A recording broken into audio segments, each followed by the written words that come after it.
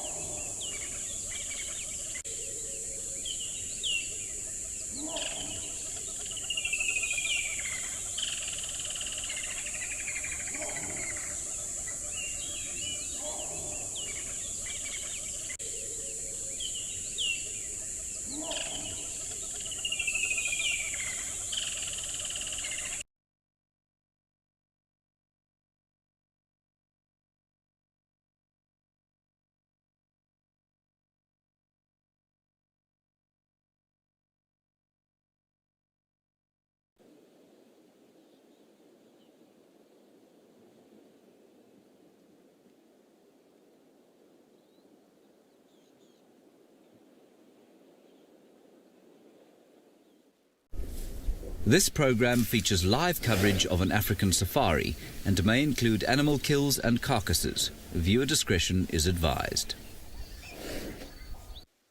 Hello everyone and welcome to a very cold South African morning. We're here with a herd of elephants and this is a live safari.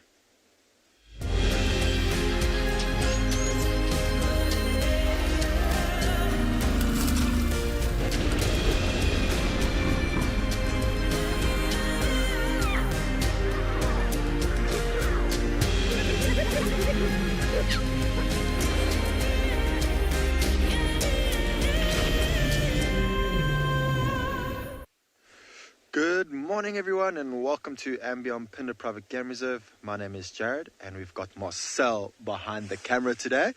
It is a very chilly morning here on Phinda indeed, but what a way to start the morning off with a herd of elephants. So at the moment we've got a younger elephant that has just separated itself from the herd. So to the left and behind this elephant is the bulk of the breeding herd. And he just came over to investigate an adult bull that was in this area. And now he's decided to come have a look at what we're doing. Such a beautiful scene here to start off in the morning. We've got some mist off in the distance.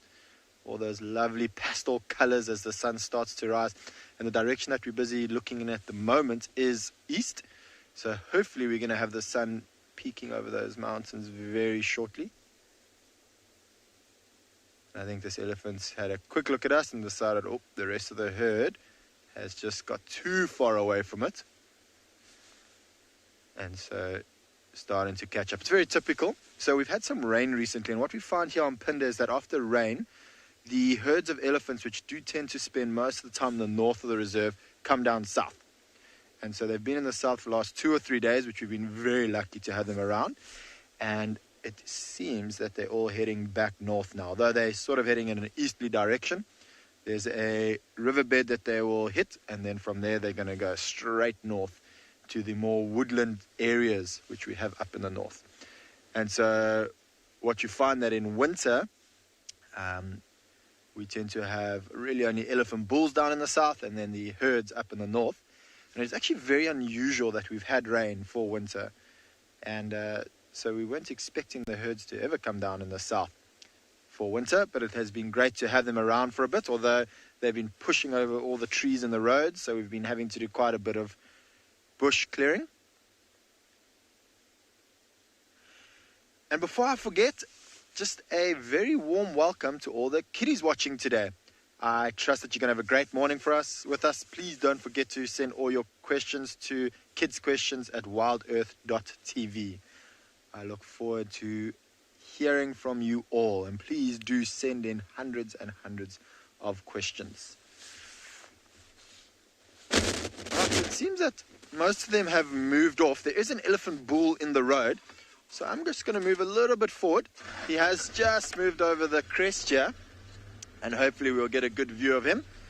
So he was pushing another elephant bull around earlier, and that bull's also moved off in the road, so maybe they're still together.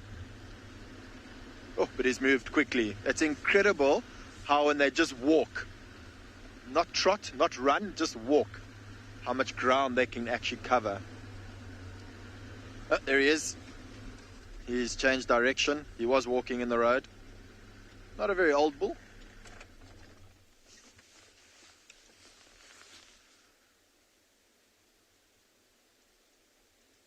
And it's quite typical to have this sort of behavior of the elephant bulls, to be on the outskirts of the herd, often following the herds, hoping to get an opportunity to mate with one of the females. A bull of this age, I'm mistaken, I've just looked through my binoculars, so my eyes are a little bit cold this morning. He's not that young of a bull. He's probably in his 30s or so. So a very good age to be able to convince the females to be able to mate.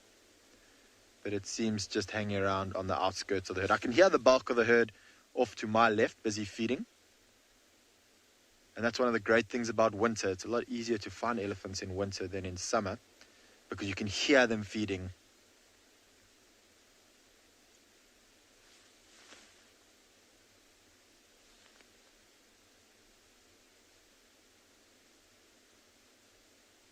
Always blows my mind how quiet they are. When they feed, they make a lot of noise, but when they walk, they make absolutely no noise at all. Don't know if you could hear that. The sounds of a woodpecker picking against a branch. I wonder what woodpecker it is. There we go, busy knocking again. There are some woodpeckers that you can tell by the way that they peck which woodpecker it is. The bearded woodpecker has a very distinctive peck at that wood, and they use that as a way of communicating.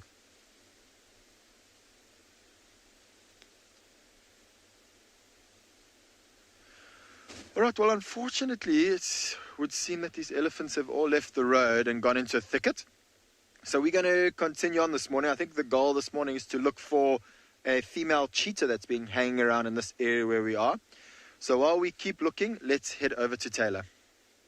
And that other guide is me. But firstly, before I even introduce myself, I want to say Happy Father's Day to all the fathers across the globe. Maybe it isn't Father's Day in your country, but here in South Africa, that is what this Sunday is. So Dad, if you're watching, Happy Dad's Day. And I hope that you all have amazing and wonderful days. And I thought it was fitting to start our drive off with some Impala rams that are butting heads and playing the fool this morning, which is really awesome to watch. So we'll get another view of them in a moment. I'll probably reposition us.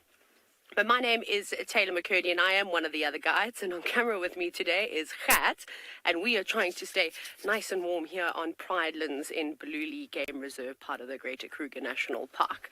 But so I don't know what's in the air this morning or what these Impala rams had in their coffee, but they're all full of beans. And they've been making lots of funny noises, and they've all been fighting with one another, which you can see.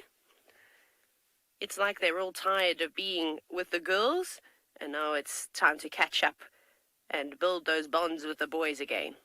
That's not what's happening here. This is just very typical of Impala rams when they aren't in breeding herds, taking charge and looking after the females. They do just stay in groups like this. Of course, safety in numbers is the most important, so that's the main reason why they come together. But then, of course, to improve on their fighting skills for next year's rutting season. Boys, you've missed the boat. If you're hoping to get with some Impala ewes, you'll have to try again. But I suppose practice can only make you better and stronger. And why not start building up those muscles now? But you can see they're also a little bit on the cold side today. Although it's warming up quite nicely. Their coat's a little bit fluffy. Some more than others. These two look like their coats have settled down a bit. But I think when you run around like that, I know what it's like when I do a couple of jumping jacks. I warm up quite quickly. Look at how athletic they are.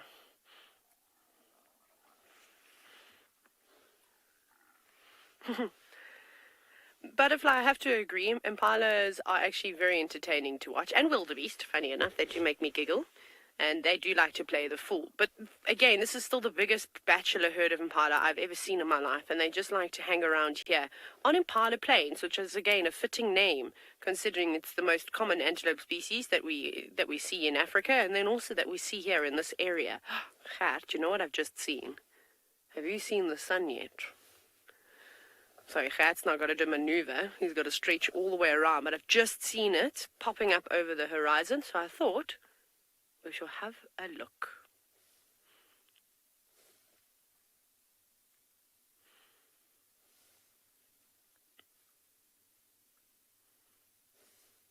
And no clouds, not a cloud in the sky. We're very spoiled to be able to watch the sun come up every day. You know, sometimes it is hard to get out of bed in the mornings. And you fight and you snooze your alarm 3 or 4 times. But once you're awake and you've had that first cup of coffee or tea, or whatever you prefer, and you get to see the sun rising, I think that's probably my favorite time of the day, is watching the last of the stars fade into the light and the sun rise over the horizon.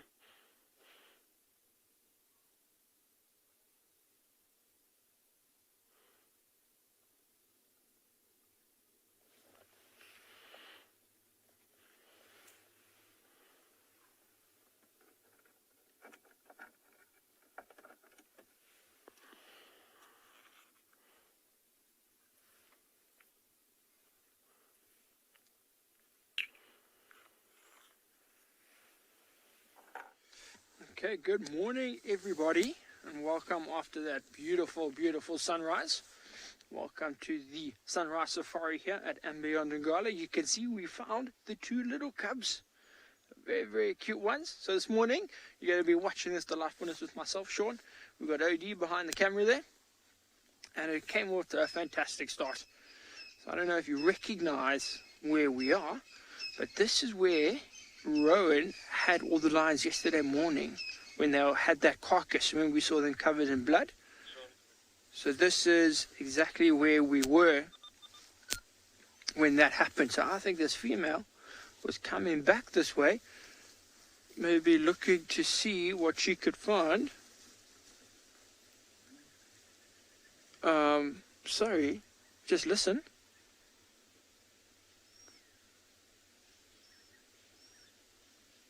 I don't know if you heard that, but the sub-adult male, the young male, is also here. And he just ran across behind us around a tree. And he's now literally, looks like he's trying to hide behind the tree.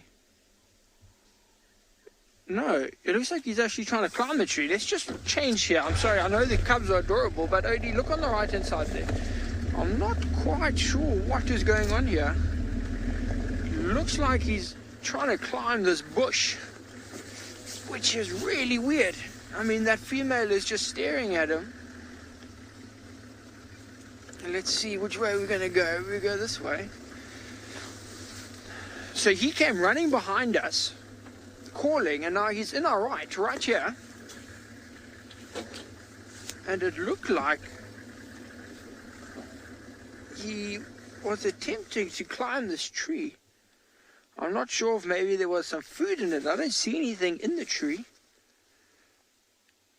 But it's really, really weird behavior. He just walked up to the sighting of this female, sort of stood there, and then turned around and ran under this. This is a combrita here, bush willow. and he just ran underneath. So I'm not sure exactly what he's trying to do. We haven't seen the rest of the pride. They weren't too far away. If you watched yesterday morning, you would know that they just sort of crossed the river in an easterly direction from here. Okay, so he seems to be relaxing a bit.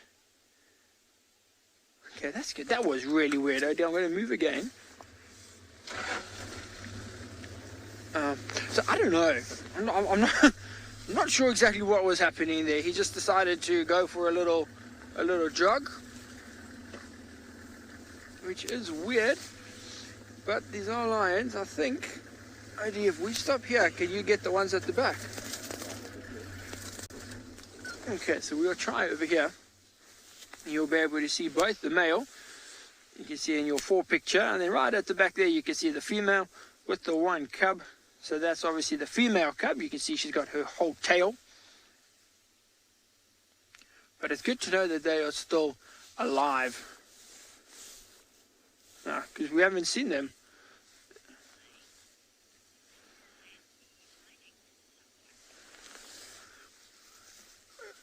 Okay, Sky. So Sky wants to know if this young male could be hiding from someone. Sky, yes, very, very likely he could be hiding from someone. Maybe one of the Ross males. He could be hiding from them. Could be hiding, maybe there's some elephants in the area. Could be hiding from them. He could even be trying to keep his distance from this female right here. I mean, yes, it's his sister, and yes, she does tolerate him. But if there was food in the area, you know, remains of that carcass from yesterday, and there wasn't a lot left, he would obviously try and get it, but she would fight him. Because she obviously needs food so she can produce enough resources in her body to provide milk for her cubs. So she might fight him for it. And then he's going to want to keep his distance from her, because obviously she's a bit more able than he is at the moment. Although he is bigger and stronger, he's got a sore leg. So yeah, very likely he is trying to hide from someone. Very, very likely.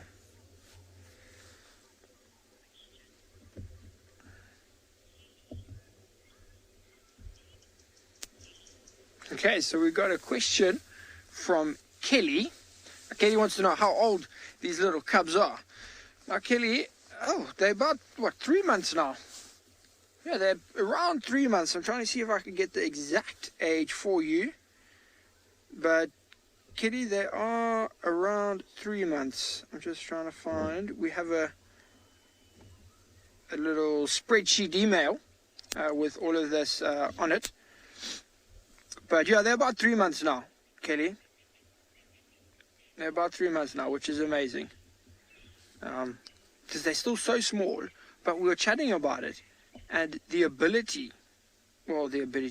endurance of these cubs is just, it's phenomenal. I mean, the amount of walking that she has made these cubs do is mind-blowing. It is mind-blowing. Like, they've been walking a long, long way. So you can see now she's making them walk even more.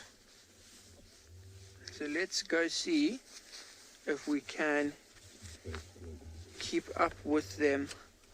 We're going to see if we can find her. Because this young male, he will follow.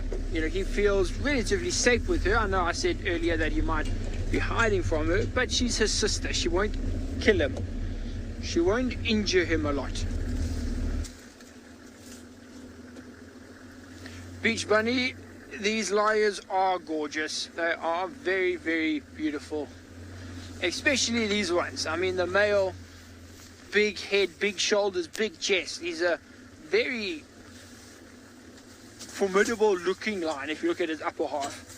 And the female is also stunningly beautiful. Like, her face is, there's no scars, there's no sort of blemishes. She's got a very, very beautiful face. She's got a scar now on her back legs, which, if you remember, a couple of weeks ago we actually saw the fresh wound there. And that's where the scars were. Did you see where she went?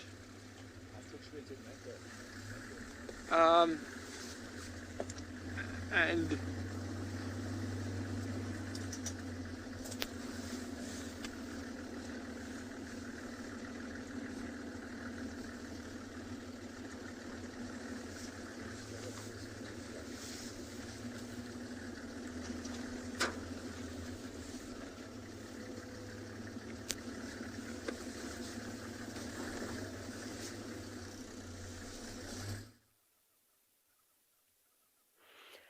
If you were wondering about the golden hour on safari, this is what we're talking about. Isn't that unbelievable? The photographer's paradise right now, with this way that the Impala are slightly backlit. Oh, young ram on the left. You've bitten off a bit more than you can chew, having a tussle with that big boy. See, I like to watch Impala, but if I'm going to watch them, they must be in beautiful lighting like this. You can also see all the spider webs in the background, how they're just sort of catching the light, probably the tropical tent web spiders. Now, this is, of course, not a serious fight. Like I was saying earlier, everybody is just sort of playing around a bit. A few starlings, most likely Cape Glossy starlings, flying on in, trying to pick up any grasshoppers that are unfortunately being disturbed by those Impala.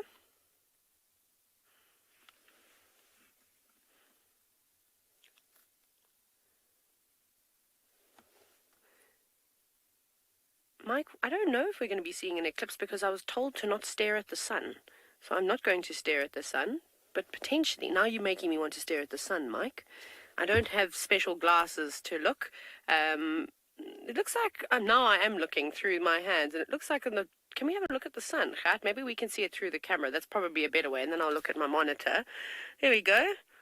Partial eclipse this morning. We shall continue to stare at it and see how it can go. You can see that the bottom left-hand quadrant of the sun has got a piece missing out of it, which is unusual. It's not something that you have to see. But in case you... So apparently we do have an annular solar eclipse, and that most of Africa and Australia will be able to see. So here we go. That's very cool. But it's also the winter solstice today, the shortest day of the year in the southern hemisphere.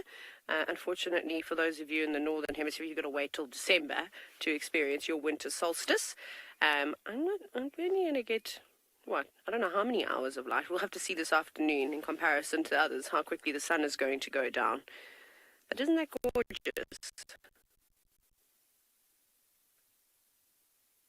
We're very lucky, and I'm glad that the Impala were playing ball today and were sort of playing the fool just below where the sun was rising.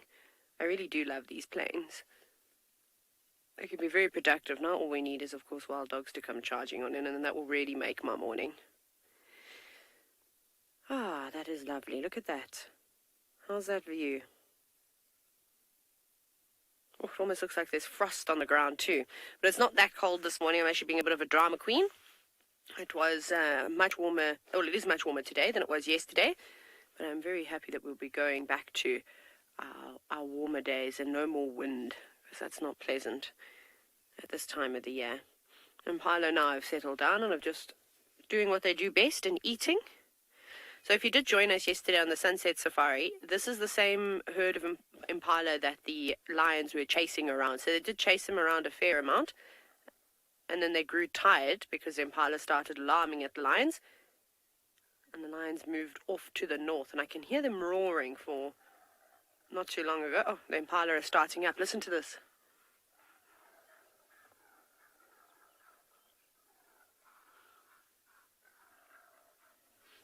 Let's see if that sets this group of Impala off. So it's another bachelor group down in the distance where the lions were hunting last night.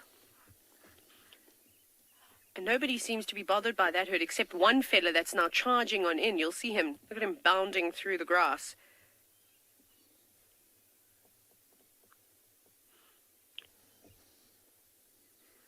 He's now grown tired. He was at a full speed ahead, and now he's just completely slowing down. So you can see him staring at the others. Very protective over his land here. You can still hear the other impalas all gurgling in the distance. There were also some angry elephants, so we might go and check out what had upset those elephants. Maybe a hyena coming on through. Perhaps a leopard slinking through the grass. But for now, all these Impala are safe. It's a good place to be out here, and I think it's only going to get even better during winter as the grass starts to get shorter and shorter. It's going to make it very predators to sort of sneak up on them.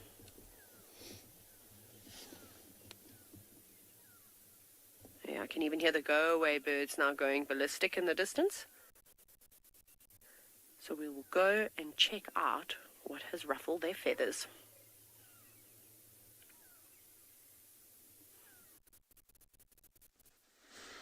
Okay, so we now have followed. We found them again. So as you can see, there's the female.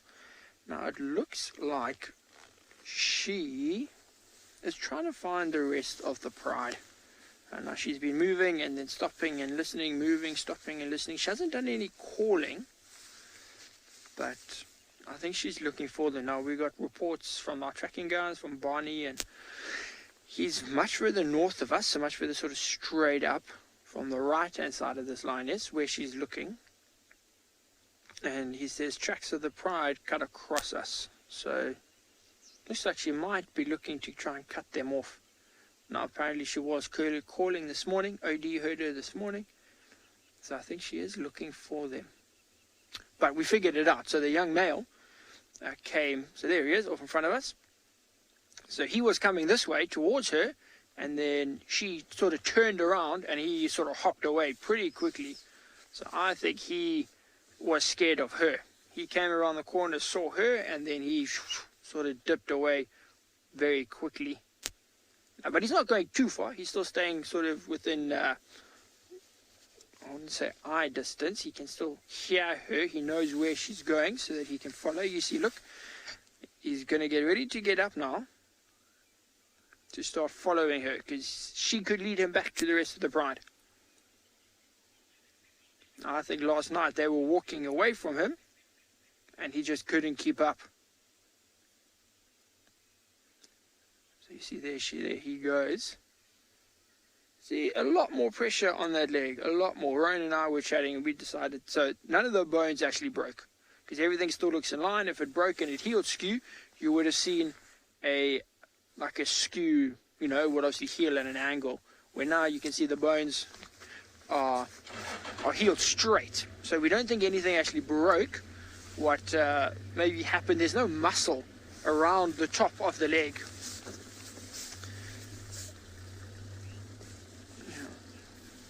So there's no muscles left in the leg. So we think maybe something happened to the muscles or the ligaments or something like that. But what we're going to do is I need to focus and see if we can get through here, see if we can keep up with those lines.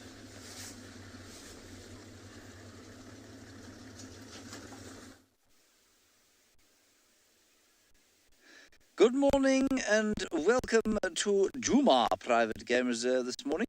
We are looking at the sun, which looks like something has taken a bite out of it. I believe you have seen this already. I didn't know that there was a partial eclipse today until it was mentioned, and then I suddenly saw that there was a piece missing out of the sun, and there it is. My name is James Henry. On camera is BK. I don't know if we say that anymore, but I've just said it, so there it is. And it's lovely to be back in the warmth, well, relative warmth of the Leopard here in South Africa. How lovely to see you all again. We're on the search, hopefully, for some leopards. We may be lucky, we may not, but it's just lovely to be back out here. I say relative warmth because, well, the rest of the country is in a bit of a freeze, and this ain't too bad. Let's go back and have a look at the sun, which is rather magnificent. Hello, TaylorMade. I don't know how long this eclipse is going to last. We see them so seldom. This particular eclipse probably won't last very long. I know that a complete eclipse of the sun only lasts maybe a minute, and then it'll change. Remember, every eclipse is different because the sun, the moon, and the earth are never exactly the same distance from each other when they occur, and so you'll find that the length of the eclipse will always be slightly different. The most famous eclipse in South Africa occurred on the 22nd of January 1879, and it's so famous because it occurred in the middle of the Battle of Isandlwana, which was a very famous battle where the Zulu army, under the leadership of Nchingwayo Khoza, gave the 22nd Welsh Regiment of the British Army a fearful pasting. And in the middle of that battle, the sun went dark as night. It's the most phenomenal story. I think it was probably slightly more impressive than this particular eclipse, which, unless you're looking through the ND filter,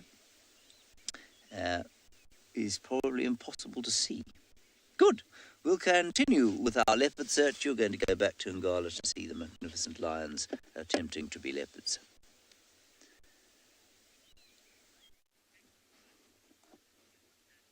Okay, so you can see our cubs are trying to climb the tree.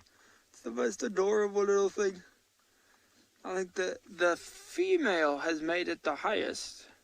She made it almost in line with the mother's head. Very, very cute. So you can see they chosen, well, they haven't chosen, but it's a small tree, so they can almost wrap their claws all the way around, or their paws all the way around the tree, which I think is helping them attempt to climb. So that's the female that's at the base of the tree. Now, if you remember, she's the darker one with the full tail, where the young male is a little bit lighter in color, and he's got that little spear type look to the end of his tail. You see the little one is now just sort of pawing at the tree, more like stretching there than actually trying to climb it. But now, so I got some more reports from Barney, who was out tracking, and he says tracks of the rest of the pride head sort of just behind this lioness here, like a few hundred meters. Oh, look at the one in the tree. A few hundred meters down, there's a big clearing, and tracks of the pride head straight into that clearing. Now, obviously, Bonnie doesn't want to walk in there, and then we trap him between this lion and the pride. This is not going to be good. So we're going to stick with her, and I'm very sure she is going to lead us straight towards there, towards the rest of the pride. That's the fantastic thing about finding the lions so early in the morning. That's when you get all of the activity. There she goes. Oh, she's just going to lie down there.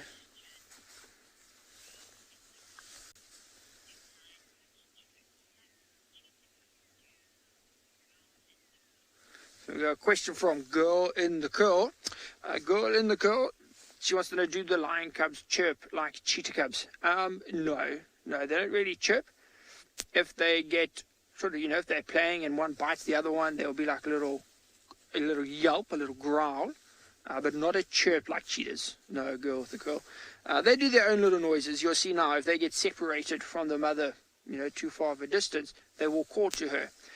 And that maybe sounds like a cheetah's chirp, but I mean, you wouldn't mistake it. You'd be like, oh, that sounds similar to you, but you're not going to be like, oh, that's a cheetah.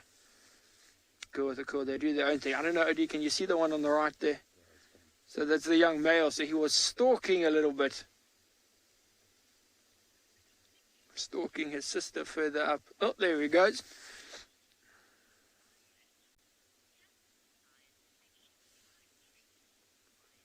So Wyatt, yes, Wyatt, lions can climb trees. So that was Wyatt's question. Can they actually climb? Wyatt, yes, not like a leopard can, but it happens at Phinda, or andBeyond Phinda. The lions there do climb trees. I went to Tanzania in January last year and saw 5 lions in a tree. All females, all big like this female, but up in a tree. And I'm talking maybe 4 or 5 meters off the ground, just relaxing on a branch. It was the weirdest thing. Like, I'd heard about it, and that's why I went there. But still actually seeing it and getting your head around it was so weird. Right? So yes, right, they do, not as elegantly as a leopard would do it, but they can climb trees, and they need big trees though. Trees with fat branches so that they can actually sit on them and relax in any form of comfort. But yeah, Wyatt, Phinda, andBeyond Phinda. The lions there do climb the trees. I've seen a few pictures of it. I haven't seen it myself at andBeyond Phinda, but I believe it is what they do. So now we're going to have to find a way to weave through here, because you can see these little bushes on the right hand side by my head. Those there are protected. Okay, so Odie says, that's where they are. Okay, so we can see them. So what we're going to do, we go sit over here. avoid the protector trees, and you'll look to your left where they were. If I stop there. So now you can see the mother. She's stretching in the tree right. So she's not actually trying to climb the tree there. She's just stretching. Look at her claws are out. She's just stretching those muscles, stretching her paws, sort of just clawing a little bit there. That's what she was doing. The young male's coming through the bushes in front of us. That's what this female just looked at. As if you look straight directly in front of us. And just look how good their camouflage is. In the greenery, this brown lion just blended in perfectly. Crazy how they can do that. I mean, in the green, the brown lion blends in. See, now watch now. Okay, Odie, I'm going to ask you to just swipe between. Look at the female quickly. So guys, Odie's going to be just swinging the camera, but look at her body language. Look at her head. She's going to drop her head. If this male keeps coming closer, you'll see she's staring at him a lot. Now earlier, she just dropped her head slightly, and that's when he ran. What she just turned to look at now, a vulture just flew over the top of us, and she's watching the vultures.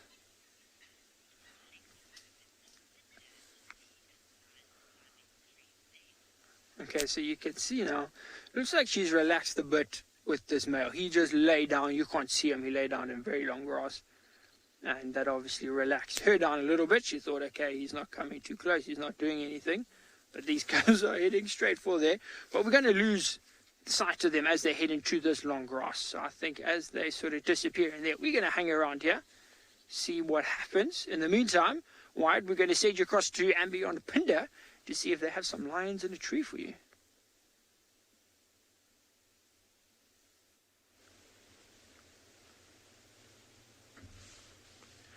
What an awesome find we've just been able to find here. One of the dominant males of the southern regions of the reserve. Look how fat that belly is. Oh my word. So yesterday, him and his brother were busy feeding on a zebra.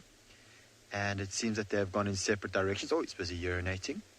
And so very typical, after they've had a big feed, they will often separate and walk in opposite directions to mark their territory. And I'm hoping we're going to hear this male roar. It's nice and cold, which means that any audio that it gives off is going to travel a long distance, and they know that. And it does seem that he has been scent marking. So hopefully we'll be lucky to see him roar. Oh, it's going to be beautiful when he gets on this rock here. And because it's cold, we should get coming out of his mouth as he roars. So he is on the side of the lines. I do believe that the rest of the pride is in this area. And I think he's walking straight towards the direction where they are. We heard one of the females roaring a little bit earlier. And so I think he's trying to catch up with them. You can see how he stopped to listen. We might see as he walks, he will drop his head down to the ground to smell. Has incredible sense of smell, which you'll be able to smell where the rest of the pride has been walking. It is the Ngala Pride, which is the pride that's in the southwestern parts of our reserve.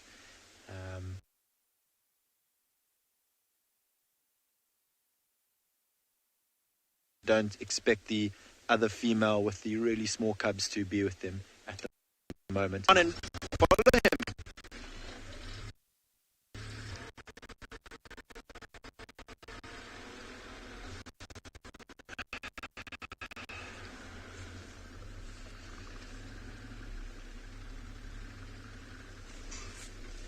Alright, so there's a road to my left up ahead that he's walking towards. We have had quite a lot of rain, as we've mentioned, on quite a few occasions, and so we still can't off-road yet. The road is a little muddy, but off the road is very muddy. We're just going to get bogged down. The habitat is unnecessary, so we're going to be sticking to the roads today, but there is a road not too far from us, which I hope that he's going towards.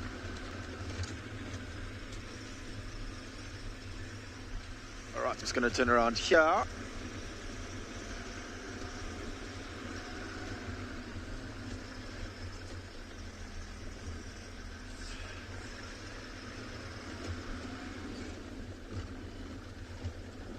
All right, so we're going to head over to Dylan, who's just started his morning off at Tswalu.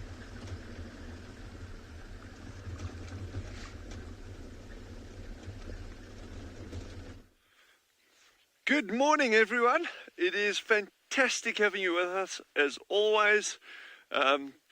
Myself, Dylan, and Jean-Dre, the team at Tswalu Kalahari, and it is just another glorious morning. I have got no specific plan for the morning, but we're going to go out there and just see what we can get, see if we can find anything interesting. I just started by ambling around here looking for any obvious signs of quick link.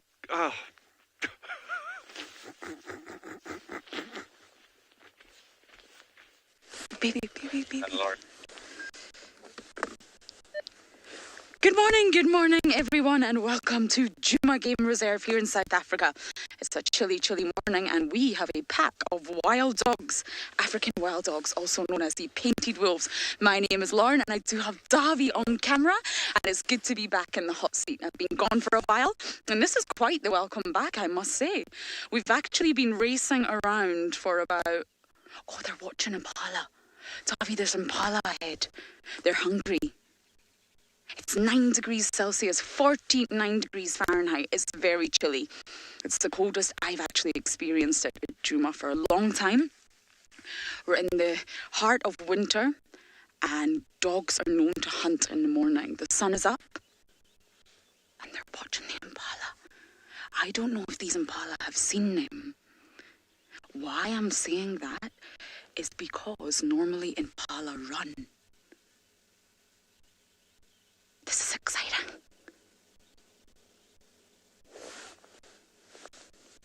When Impala see wild dogs, they normally don't alarm call like they do for leopards. They run. Now, I don't know what pack this is, and I don't know how many we have. We've literally just arrived on the scene. Let's just watch for a little while. The Impala are nervous.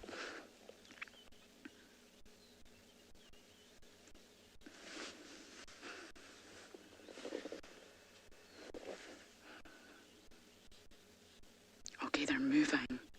These dogs will be hungry. I'm hungry.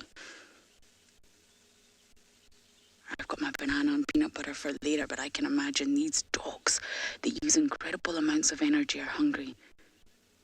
They're moving, Davy. These ones are moving slowly forward. Yeah, they're going for it. They're going for these Impala. I don't want to turn my engine on until this one moves. And as soon as this one moves, we're going to follow them. They're in hunting position and they're going straight for the Impala.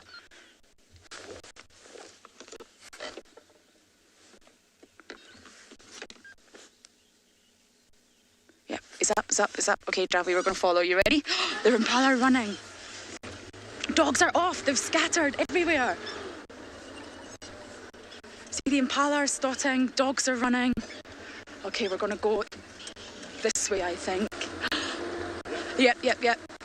Dogs coming behind them, you see? This is incredible. Chaos, first thing in the morning. Okay, Davy, we're going to have to follow. And that's what they do. The dogs scatter and they cause mass panic. And that is exactly what has just happened. Ugh.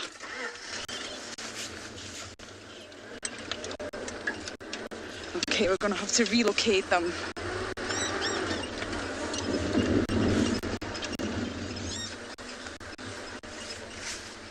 Okay, I saw Impala go this way. Okay, let's try here.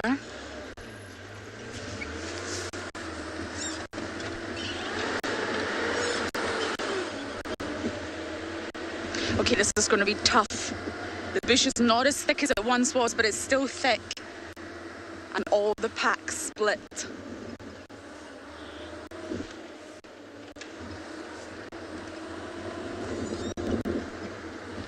Okay, I'm just going to turn off and listen. It's really important to use all your senses in the bush. Yeah. Dog behind. Okay, I'm just going to reposition for Davy. They're so fast. fast. They're incredibly light and flexible carnivores. Yeah, okay, we've got it. Let's just see where he goes. He or she, I'm not sure yet. It's going to run right past us. Wow.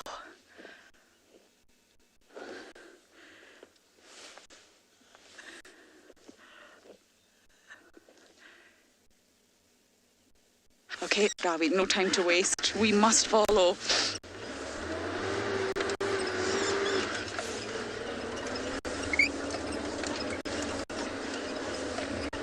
Wild Bronco, you're asking why don't Impala, alarm call for wild dogs like they do for leopards. There's no time, Wild Bronco, there's no time. So they're different hunting techniques. Oh, the Impala are all nervous. The dog's still over here. Should we follow Davy? This old dog behind, this is mayhem.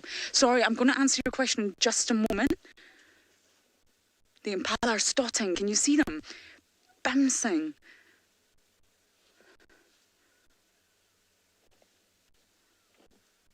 So yes, there's no time. Leopards and lions hunt by stalking, ambush predators.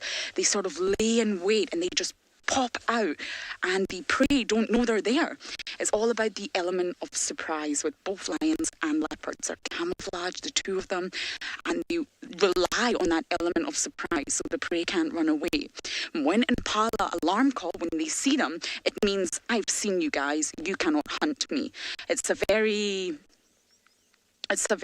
sort of brave way to do it for the Impala, but they know that the lions and leopards game is up.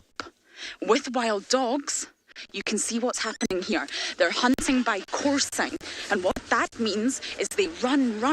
They outrun their prey. They don't stalk, they don't ambush, and they're not relying on that element of surprise. They are just hunting by coursing, and they don't give the Impala a single second.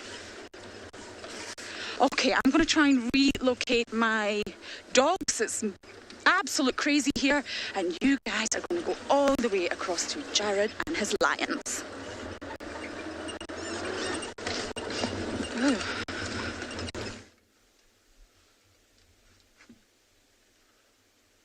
Alright, so we've managed to find the rest of the pride. I know you can't see anything at the moment. That's because the male is literally just about to walk next to the vehicle. So here's the male, he's just walked right past our vehicle. And he's just about to join up with the rest of the pride, which is up ahead. What beautiful... Oh, he's going to roar. Oh, he just started to roar. So the females were roaring maybe 2 minutes ago. And he gave a bit of a grunt. Now I thought he was about to roar. And so it looks like he's trying to join up with the females that have walked up ahead. And if you look in the dry riverbed here, or dry waterhole, you can see the rest of the pride. How beautiful are those contrasting colors of these tawny coats of the lions and that dark cotton soil that is formed in the middle of this waterhole. Look, one of the youngsters looks like he's trying to stalk his father. And the male's having a look down to see if he's going to, how high he's going to get down this steep bank. Also have a look to those lions on the left that are walking this way. Oh, they're about to play. There they go. Oh, tackle. So you can imagine this black cotton soil, though it's going to make them very dirty, is nice and soft right now from all the rain that we've had. Hasn't dried up and crusted yet. So it's probably quite a nice little cushion when they tackle each other. Oh, one of the females is starting to roar again off in the distance. I'm just going to keep quiet so you can hear.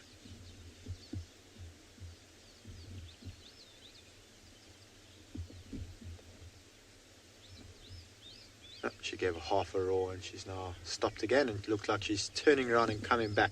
So she is off far in the distance. It does look like this pride is on the hunt at the moment.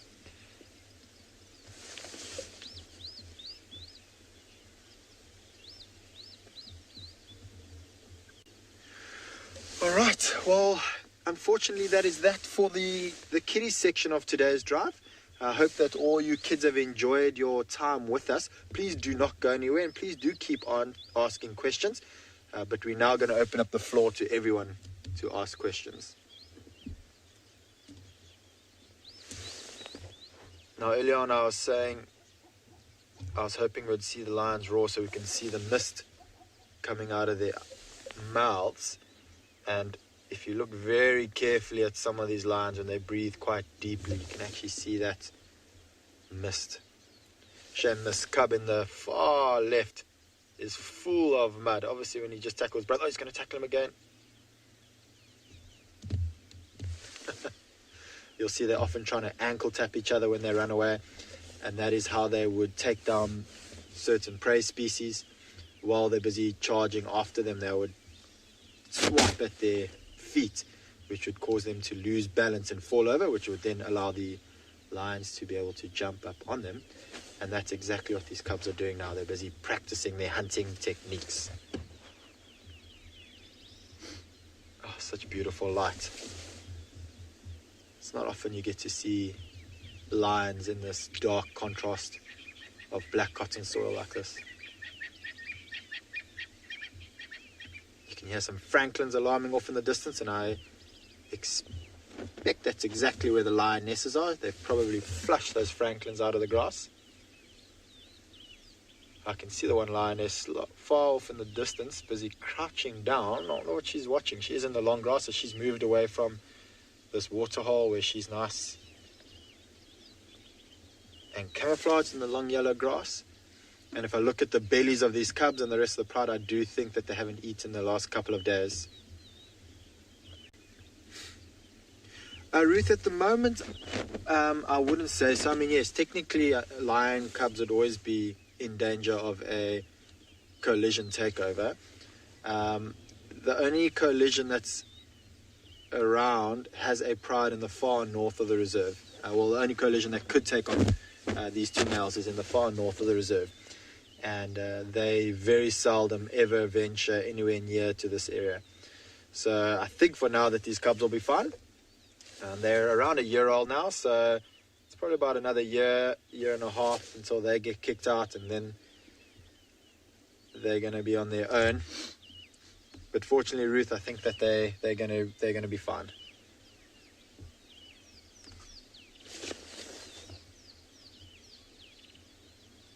They are so dirty.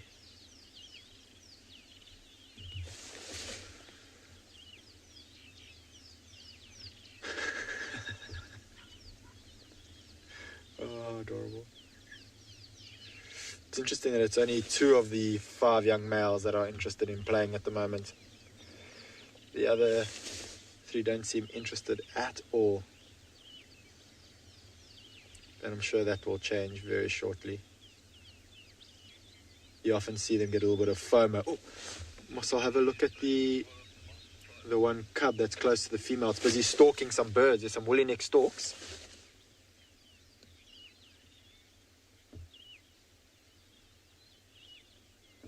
Richard, no, it isn't. This dark soil is what we call black cotton soil.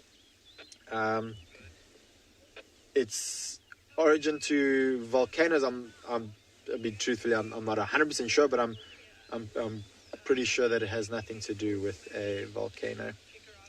There is, on Phinda, there is an area where we had a volcanic eruption sort of in the central parts of the reserve, and we don't find any of this black cotton soil necessarily there. But yeah, I have to get back to you on that, Richard. But yeah, as far as I know, no, it has nothing to do with volcanoes. There we go, one of the cubs is busy stalking that woolly neck stork again. And I'm pretty sure that the cub knows that it probably won't catch that bird, but it's still going to try. At this age, they will try catch anything. Squirrels, if they can, francolins, larger birds like these woolly neck storks. You often see them try and stalk larger prey like zebra, wildebeest, but they've just got no chance in catching them.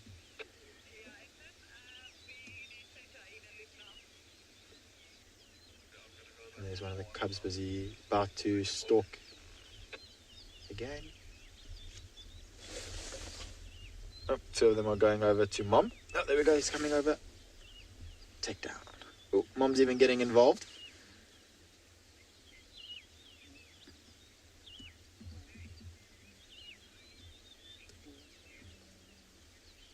So Faith and me, I don't think this birdie is necessarily here because it wants to be close to the lines. These woolly neck storks do live around water. They catch tadpoles, frogs and fish. And so it is at this dried up waterhole because it is here to feed. And it knows that it can run and, well, not run, but can fly. And the lion cubs would never be able to catch it. And there we go, you can see it's just taken off and flown to the other side of the waterhole. Oh, there's a beautiful scene there. Marcel, have a look in the grass. The mother's coming back. She's busy walking on a game path at the moment. So maybe a little bit frustrated that the rest of the pride hasn't followed her. She has roared, like I said, about 10 minutes ago now. And these 5 youngsters and the other female just stayed in this waterhole.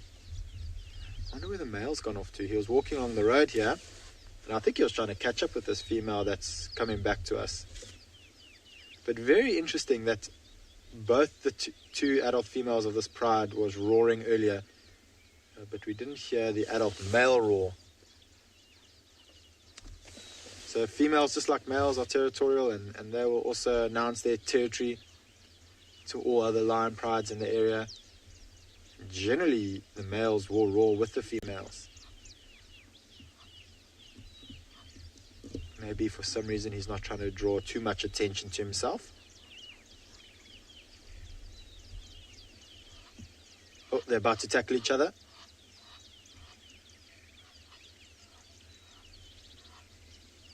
Shidulu fan, we do have an accurate count. So this pride consists of 3 adult females, 5 they probably will be regarded as between juvenile and sub-adult males, so the ones that we're viewing at the moment, and then 2 very young cubs, which if you watched with me last week, I was lucky enough to be the first person to ever see those cubs. They're probably only about 2 months old. And then we've got the 2 adult males. So it's not a very large pride, and unfortunately for the adult females, that it seems that they've given birth to only males. So in about a year and a half time, when they kick these males out, it's just going to then be the 3 adult females again. And ideally a pride wants to have female cubs because they're going to then grow up in the pride. As the pride gets bigger, the better chance of them being able to hold their territories. Brandon, it's not impossible. There have been records of male cubs challenging their fathers later on in life for the pride that they've taken over. But generally what would happen is that when the males get kicked out, they become nomadic and they don't stick in the area where they were born, and they travel long distances just trying to survive. And after they get kicked out, it's probably only about 3 years or so later until they're big enough to be able to challenge another male. And it is also very possible in that time that their father may have lost control of the pride that they were in. Because, I mean, on average, you're looking at about 5 years or so for a male to be able to hold a pride. So maybe, or often what would happen is that when these males are old enough to be able to challenge their father's already been challenged by a new younger male, and or males. Oh, I don't know if you could hear that. The one male just bit the other one on his backside, and he gave out quite a bit of a groan. Oh, there you go. Yo. They're gonna roll.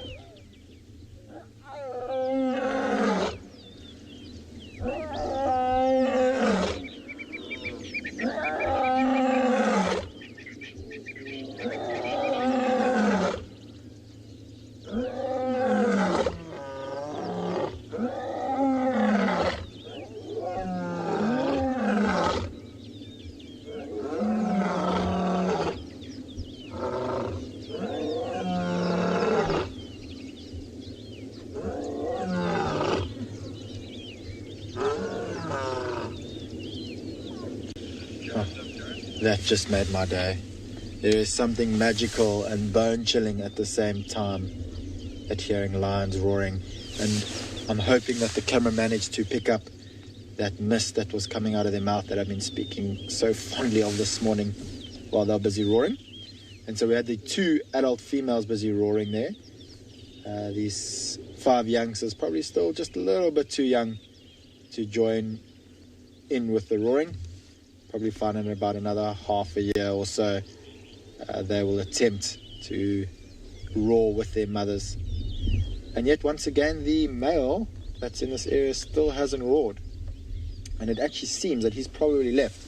I don't see him anywhere nearby, so maybe he's decided that while the females are roaring, he's rather going to keep walking and putting his urine or his scent mark all throughout his territory. Now, I do suspect the reason why these females are roaring at the moment, I have heard one of the rangers say that they've heard some other lions roaring further north than this.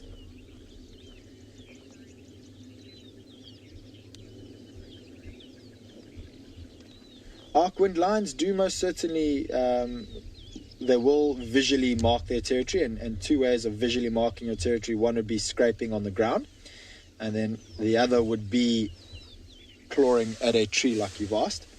But clawing on the tree isn't necessarily just for marking its territory. Yes, it's a visual marker, but it serves quite a few other purposes. So it strengthens the tendons, sharpens the claws, cleans out any dirt, particularly when they're walking through a muddy soil like this. There's going to be dirt that... Oh, what is she seeing? Some dirt will fall between those claws and her paw, and so they'll be scraping on the trees to get rid of some of that dirt. When they feed on a carcass, bits and pieces of meat that may be left behind that they will try to clean out. Oh, I think she's been taking the lead from her cubs. It looks like there was a woolly neck stork there that she was trying to catch. Now, it is very unusual for birds to actually be able to catch, for lions to be able to catch birds, but I have seen it before. Ironic, I was with the Birmingham Pride. And I saw one of the adult lionesses catch a francolin, which was very unusual, and I think the francolin was also surprised by it. Oh, the cub's busy stalking mom.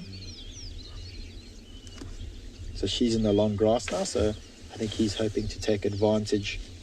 Oh, see how he's using... There we go. Oh, she bit down a little bit too hard.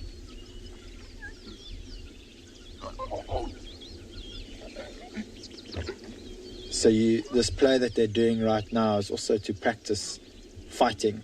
And you'll notice what that young male did is he rolled onto his back. And often when lions are fighting, you'll see that the one will attack the other one. And if he feels like he doesn't have the upper hand, he'll roll onto his back, therefore protecting his back and spine by using the ground. And he can defend himself by clawing out and biting out at whoever's attacking him. And that's exactly what that young male did when that female jumped on him. She's also after the woolly neck storks now as well. These are young females, so you'll probably find they're still a little bit more playful than what you would expect of an older female.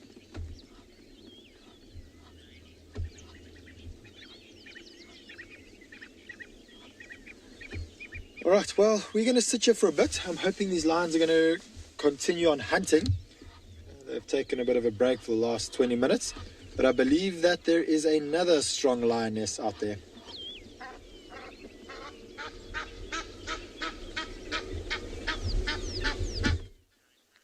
Okay, so it sounds like the lions are being very active this morning, both at andBeyond Phinda and here with us at andBeyond Ngala. So you can see here we've got the female again, looking beautiful with that grass backlit there. So beautiful.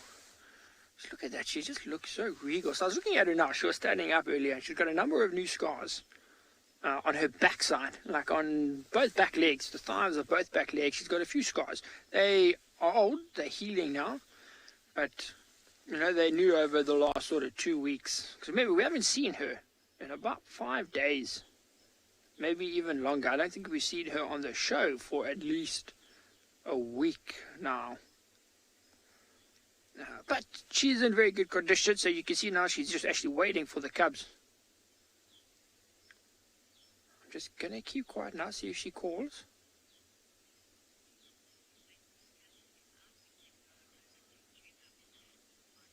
Oh, okay. So, oh, look, there comes the little cub in the middle.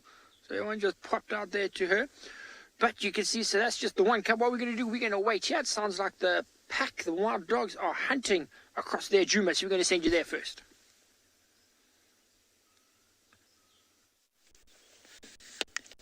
The wild dogs have popped out here, which is greatly exciting.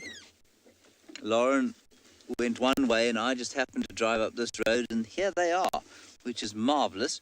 4 of them, it must be the same pack you had earlier with her. 2 of them have headed off towards the run, and 2 of them now trotting down this road here. I don't think they've eaten this morning, so I think they're still looking for something to eat. Some poor hapless antelope, or maybe a scrub hare. For those of you who don't know, these things do eat a lot of scrub hares, and we only know that because we followed them from the air using a drone. And as they're on the hunt like this, what they do is that they find scrub hares or flush them underneath bushes, devour them, and then just keep going. But luckily, the scrub hares, like most of their ilk, are very talented at making more scrub hares. There we are. Not a bad thing to see on a winter's morning here. Now this pack, of course, has got pups. Unfortunately, their den not on Djuma. But you'll see a lot of pictures of wild dog puppies on social media around about this time of the year, because this is when they are denning. And so those reserves, fortunate enough to have wild dog dens on them, will be posting like crazy the beautiful little puppies. They are just magical, as are all puppies, of course, except perhaps those belonging to chihuahuas, which are more like rats, but that's another story. Using those big ears to hear what's going on. That's why I'm not moving forward. I don't want to start the engine until I have to. We're going to go up towards the north now. If they go down into this riverbed here, it will become exceptionally impossible to follow them. But we will do our level best.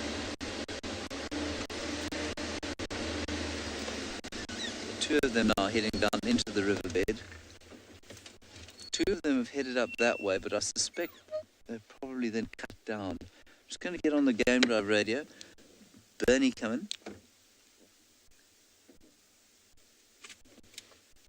They're now at Junction Wahlberg's Eagle's Nest, Twin Dams, looking like they're going to go east into the drainage.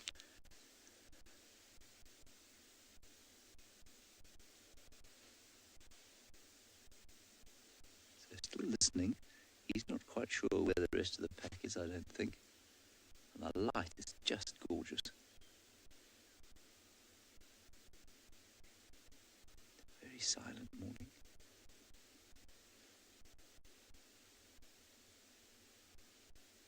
Alright, we'll try and keep up with these dogs. Let's go across to Sean, who's got some baby lions.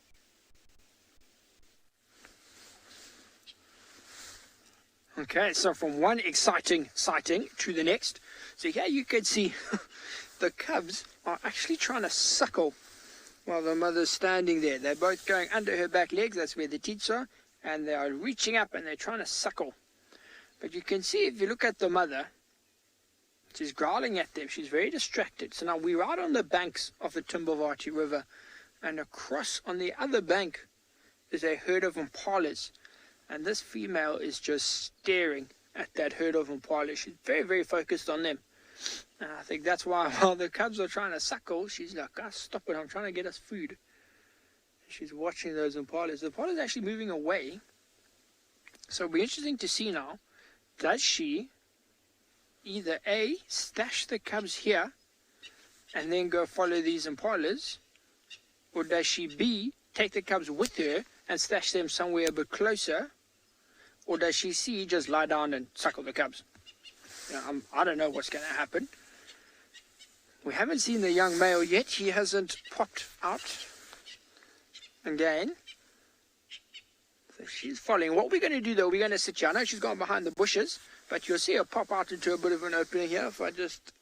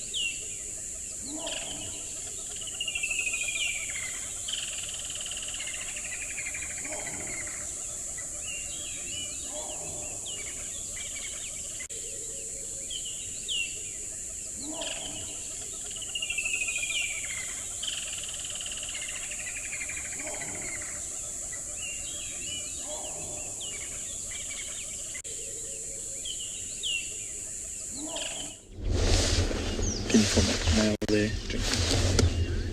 Welcome back, everybody. We do apologize about the small technical issue that we've had. Unfortunately, we are in the African wilderness and it does create some challenges from time to time. But fortunately for us... Oh, gee. Oh, no. Oh, sorry, I just lost my train of thought, and shame, I shouldn't laugh. That poor lion cub just completely bailed into that water. I think it underestimated how soft the soil is. And probably what you find is that after the rain, we've had one or 2 days of sun, and so there's a little bit of a crust, and just below that crust is some very soft mud. And I think as that cub tried to jump, it broke through that crust layer. Oh, I think it's feeling sorry for itself. Look, running straight over to mom. No, don't leave me. I want to be clean. Oh, it's hilarious. Everyone's coming over. It's like they're coming to mock him.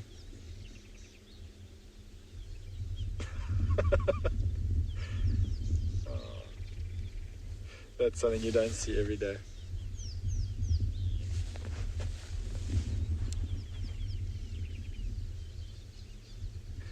You see how he's sitting on his backside, where that is the part that fell into the black cotton soil, or at least the water, and he's like sitting on it because he's embarrassed.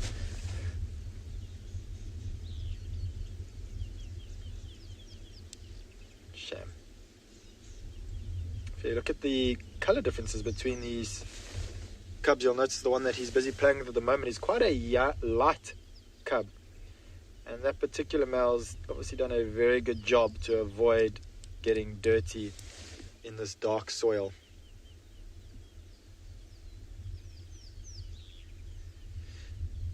And so I had a question earlier about this dark soil. Is it volcanic? And during the break, I did some quick research because I wasn't 100% sure on the answer. And the answer is yes. It is actually volcanic, so it is weathering that has happened on lava, so igneous rock, and it has formed this black type of soil. And I believe that it's called black cotton soil because cotton was traditionally grown in this type of soil. And I used to think, to be honest with you, that it was called cotton soil because the soil is very soft and we often get mud in it, so it's like cotton and we often get stuck in it. But it is not the reason why. It is that they used to grow cotton on these dark soils. And Phinda, in fact, used to have a cotton farm on it. So long ago, about 30 years ago, Phinda was once a big farm that was cotton, sisal, pineapple, and we have thus returned it back to its natural state, which actually is what Phinda means. Phinda, translated into English, means the return. So we have returned the farmlands back into what it was before it was farms. And I think we might have some more lions playing very shortly. You'll see how the one youngster's busy walking over to the others, and his brother's just dropped his head. All right, so I think they're busy moving off. I'm hoping these cubs are going to follow.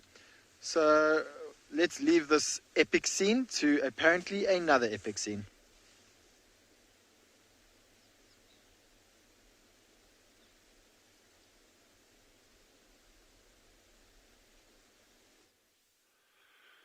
We just stopped and we're right up against the base of the hills now, looking out towards the west.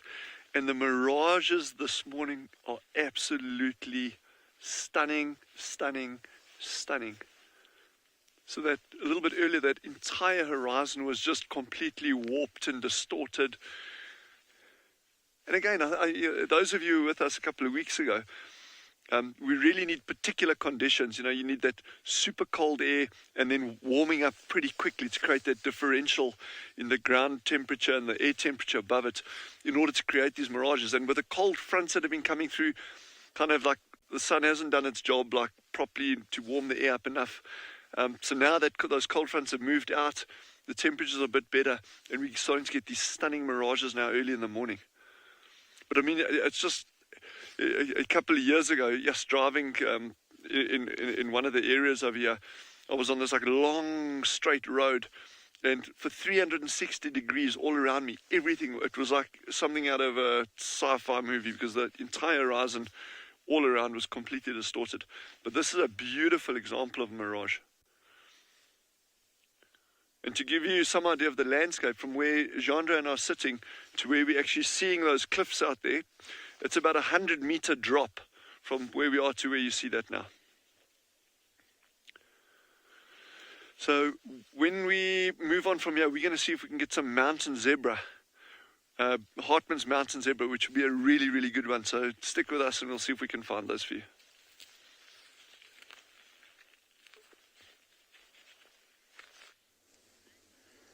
Okay, so we managed to get in a different position here. We actually crossed the river to the other bank. The Impalas all ran away. And now we got them all lying down playing together in the river. Now, I don't think you'll be able to hear it because he's stopped now, but the young male has been calling the whole time to try and find them. Now, he's just about to enter the river further up, but you can see the cubs are just, oh, she's got some elephant dung again. Remember, it's the third time now we've seen her playing with elephant dung. She seems to favor it quite a lot. Listen.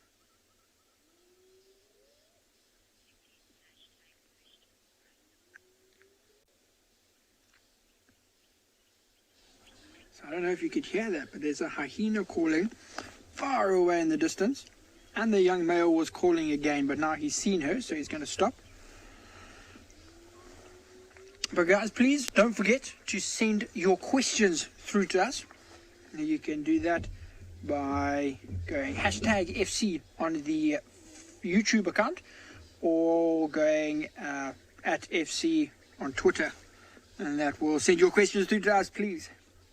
Always interesting dealing with the different questions that you have. Or hashtag WildEarth, sorry. Hashtag WildEarth on the Twitter. Right now you must see these little cubs that were playing.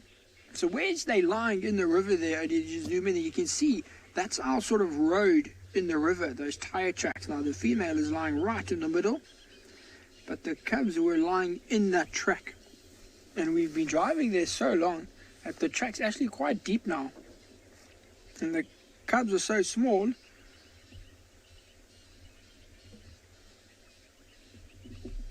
Beck, I just said they're small, but I agree with you 100%, Beck. They are growing, literally, as you said, a mile a minute. These cubs are growing so fast. OD and I were talking on the way here with the endurance that these two cubs must have is incredible. I have not seen a female walk her cubs the amount that this female has. You know, it could be because she's a first-time mother, this is her first litter, and, you know, she wanted to stick with the pride, get some food, stuff like that. And the pride's just moving huge distances. And now she's following it. Those cubs are going to be, they're going to be big when they grow up. I mean, they're just so, their endurance is incredible. You see, they're always playing. Whenever we find them, they're playing. So Odie's just zooming out there, because if you look at the top of your screen, just behind the dark branch is the young male. No, further down. Like right behind the branch, yeah. So straight ahead there, the young male is behind the branch. Let me go a little bit forward, guys. So you can see there's a bit of a gap. It is, and that just shows you their camouflage, how incredible it is. I mean, look at that. There he is there, looking majestic as always. This is why he's all of our favorite lions. He's a hell of a majestic guy. Oh, with that sun just shining on the side there, catching his small little, well, it's actually quite a big mane for his age, but that mane that's starting to come through, sun catching on it. Oh, beautiful, man. But I say, the camouflage, I mean, it's incredible. He's not even trying to hide. But you see how every single time we've seen him, he's keeping his distance from the female. He never gets close to her. He always keeps his distance. I think he wants the company and he wants her hunting skills. You know, as soon as she catches food, he will go in there and fight her and take the food. And that's why she doesn't want him. When he gets close, just like this, she moves off. The cub at the back looks like it's going to stalk the other one. I thought about it. Let's see where they go. If we'll watch the cubs, they're going to come playing in the gap now. And they often fall and trip here in the river. Because things like elephants, giraffe, buffaloes, walking across the river have made these huge footprints. Our cubs' legs are too small. And they stand in one and they just trip when they're not tackling each other. Adorable. So you can see they're going up the bank. And so what we're going to do is see if we can shift around and figure out where they're coming up. Now the young male, there he is, making his way down. He knows he's being sort of, not naughty, but he knows that she doesn't want him there.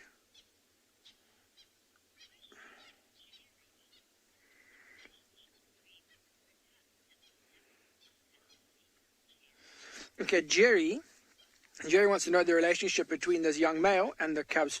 So he is their uncle. So he is the brother of the female that we've just seen. So he would be those cubs' uncle. But in terms of his role in the cubs' lives, it's not very big. He should have left, Jerry. He should have left like a year ago.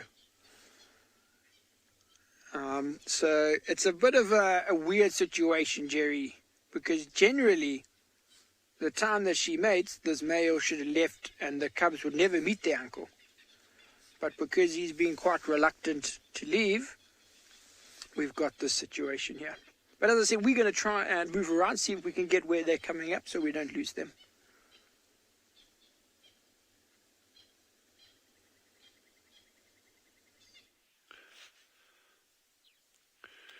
So we've just stuck with these Mirages a little bit longer because they don't last that long early in the mornings. And it is something very, very special to see that a lot of people actually don't get to see in a natural environment. You know, you'll drive along, those of you who live in very hot or arid areas, you might see these beautiful Mirages on a tarmac surface or a tar road early in the mornings or in the heat of the day sometimes. But to see them out in an environment like this, a natural environment, is just the best. And I mentioned very briefly about those cliffs that don't exist. So as Jandre zoomed in there, you can see it looks like actual cliffs there, but that's not. We're just looking out over vegetated dune fields. So going from here, I mentioned earlier that there's about 100-meter drop from where we're sitting now to where that mirage is formed over there. And where that mirage is, that's actually sand dunes, vegetated. So you've got grass and bush cover on those dunes, and this mirage is actually just distorting that horizon completely. So it's a purely an optical illusion.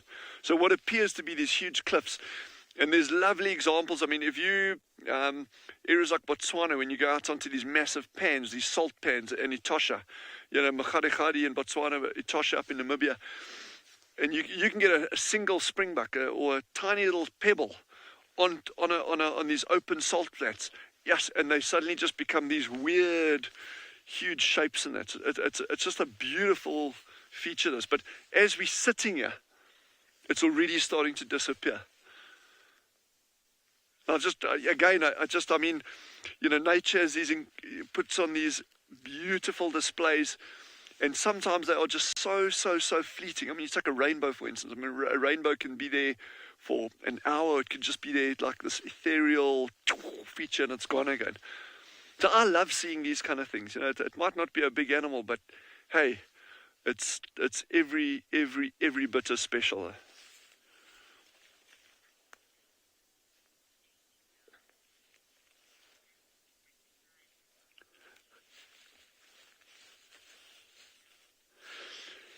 So Nature Girl has asked a really fun question. Are animals able to recognize a mirage? I would assume so. It is an optical illusion, and assuming that their eyes work in the same or very similar manner to ours, with rods and cones to a less or greater extent, with the ability to perceive different wavelengths, different kinds of color to what we're seeing, though. I would imagine, all things being equal, they probably would see mirages. And I think just for them, it's probably just like it may just be like an everyday occurrence. So I don't think it would freak them out in any way. But that's a really interesting question, and I'll actually, I'll try contact some people and see if anyone can give me more information. If any viewers, if any of you can give us a better idea of how animals may perceive a mirage, that would be amazing. If you can.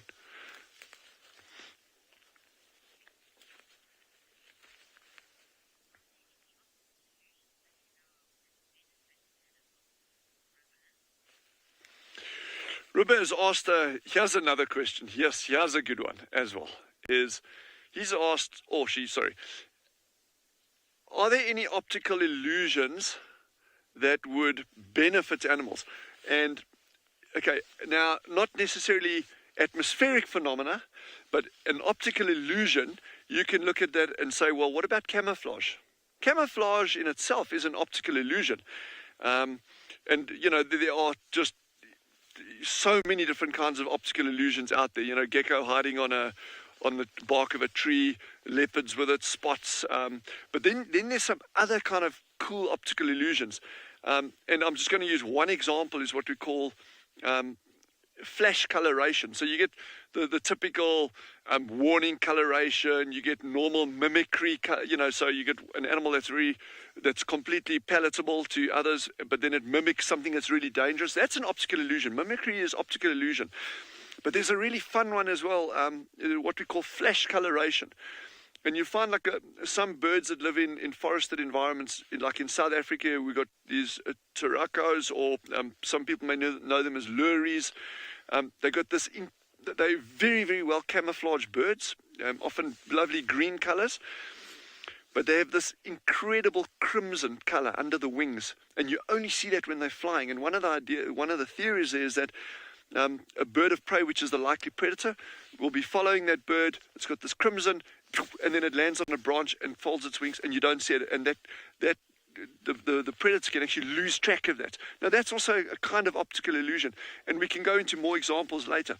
Very, very good question. But we can come back to that in a short while. We're going to see if we can find some mountain zebra in the meantime.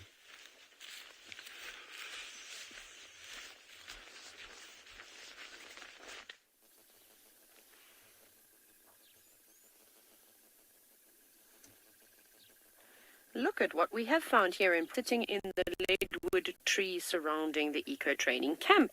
We've got a troop of Vervet monkeys, and we're very fortunate that we get to see them almost every single day. And luckily, we don't actually spend much time chasing them away, because they leave us alone in camp, which is surprising. They haven't learned, and we don't leave food or anything like that lying out around here. So they normally just hang around on the outskirts. But what a perfect place to start your day, up in the tops of the trees where they probably were sleeping, and now just warming themselves up in the sun. And a few of them doing a bit of grooming, as all the animals do before they start the day, and they're even grooming one another. So you might find that it looks like there's one individual being groomed by two different Vervet monkeys. Perhaps that's quite a high-ranking individual.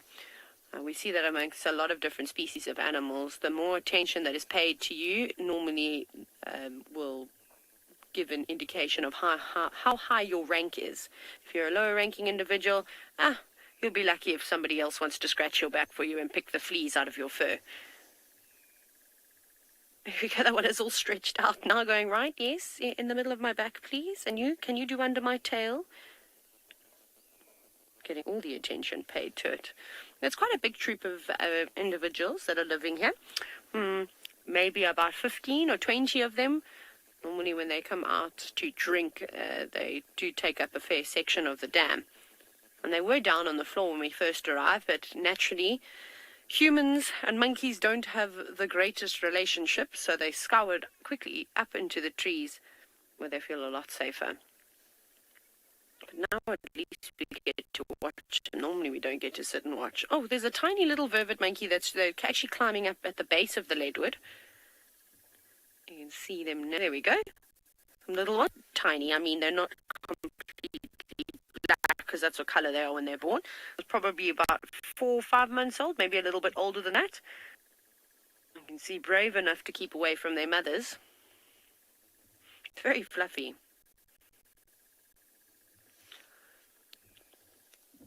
Katie, sister, I have not ever witnessed animal behavior changing during an eclipse, but you know what we can have a look at before that other animal runs away? It's at the dam. There's something having a drink.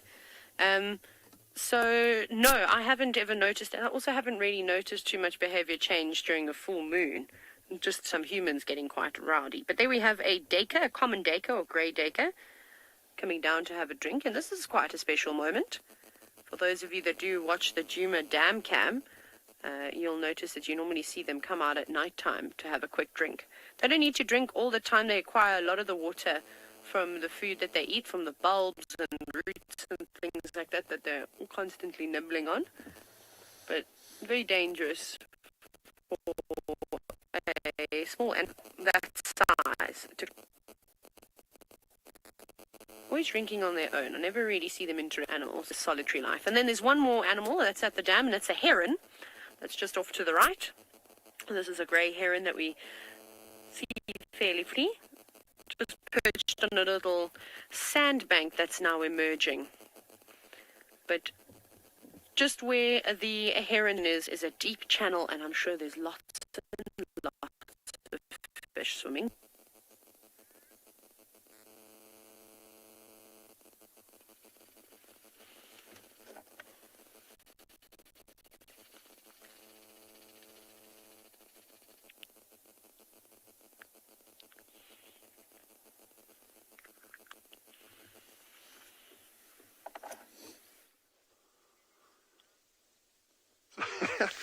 So this was unplanned, I promise. This is not. We have got a herd of mountain zebras. So where we were sitting with the Mirage, remember I mentioned how we were like right up on the base of the hill looking back towards the west with the Mirage over there. And then we heard the snorting behind us. And there's a herd of mountain zebra. They've probably been like standing, like watching us the whole time. So I'm kind of like very, very, very chuffed with this. And yeah, sometimes these things are kind of like fall into your lap without too much hard graft. And it's always rewarding. But look at that camouflage. And we're chatting about optical illusions earlier. So you get obviously your atmospheric thing, and then you get these beautiful examples of camouflage. And these are Hartmann's mountain zebra, by the way. Hartmann's mountain zebra. The stronghold of the population is up in Namibia. They love these very, very arid areas. And then coming down into these northern parts of South Africa. But in terms of optical illusions, we can see them relatively easily on the hill now in this light. But normally, they are incredibly difficult to see. And many of you may have seen other kinds of zebra, with grevies maybe, or birchals, what we call the plain zebra. But I don't know how many of you have been able to see Hartmann's mountain zebra yet. And certainly over the past couple of weeks, this is the best sighting and the closest sighting that we've had of this species. So this is really, really good to see. And strictly associated with hills. They do come off the hills normally in the evenings. If we're very lucky, sometimes we'll see them during daylight hours moving down to the waterholes, but it's normally in the evenings. And that, apart from the coat pattern, which we can chat about as well, that's the difference, the habitat between them and Burchell zebra. Jane has asked if mountain zebra have the same social structure as other zebras, and the answer is yes. You'll get these small family groups with a stallion that oversees that group, and within that you can get like 1 or 2 mares, and then normally a couple of youngsters, sub-adults and foals. But this group size, I think I said there's 5 or 6. 1, 2. Yeah, there's 6 there, I think. Yeah. So this is like a typical family size. the most that I've seen together in one group on Tswalu was 52. Now that would typically be a number of different herds of family groups that have actually come together at once, whether it's for feeding or congregating at a waterhole. That particular sighting that was on one big slope, very, very densely vegetated or grassed over slope. So that was probably a feeding thing. But typically these are small family groups. And your plain zebra, what you call birch zebra, have that same kind of thing where it's these family groups, and then they'll just kind of get together, whether it's for migratory purposes, due to rainfall, that kind of stuff. But otherwise, it's pretty much the same social structure as other zebra species.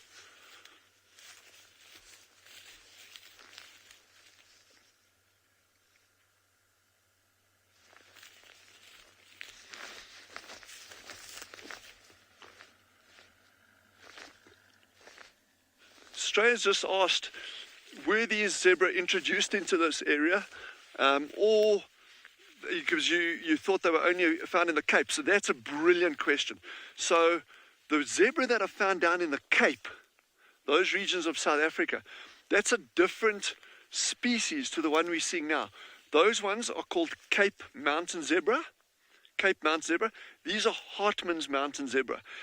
And the question is very, very interesting from the perspective of the genetics of these animals.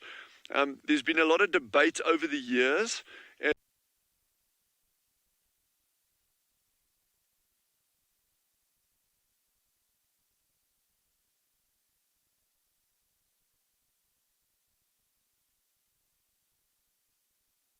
Along with Namibia and South Africa, and what would that overlap have been historically?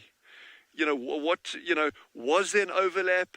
Were they completely separate at any time?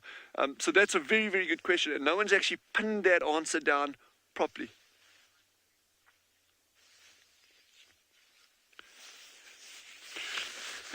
Apology, I think some of you may have lost my audio there.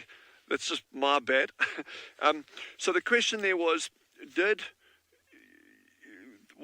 was Cape Mountain Zebra, did they actually occur in this area naturally? So why it's interesting is you get Cape Mountain Zebra, which is down in the southern and western parts of South Africa. That's a very distinct species from the ones we're getting here. These ones that we're watching are called Hartmann's Mountain Zebra, and they typically Namibia, the arid areas of Namibia and down just into the northern parts of South Africa. And why I say it's interesting is that the big debate for many, many years has been, well, what was the natural range overlap, if any, of these two species? And if there was an overlap, well, what would the implication have been from a genetic perspective?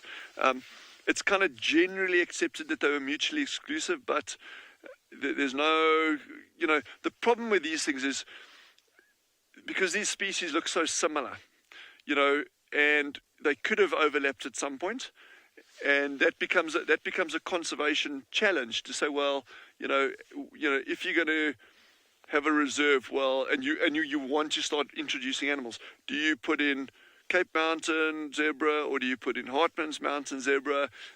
These are very, very interesting topics for discussion, and I think it would be a long topic for discussion. But in this region, it's Hartmann's Mountain Zebra, and that's kind of the generally accepted thing. It would be extremely unlikely and very, very, it would be frowned upon if people were finding any Cape Mountain Zebra in these areas. But we're going to spend, Jean and I, we're going to spend a little bit more time watching these animals up here, because it's really special to see them like this. And maybe we'll find something else in this area. So that's what we're going to do for the next couple of minutes.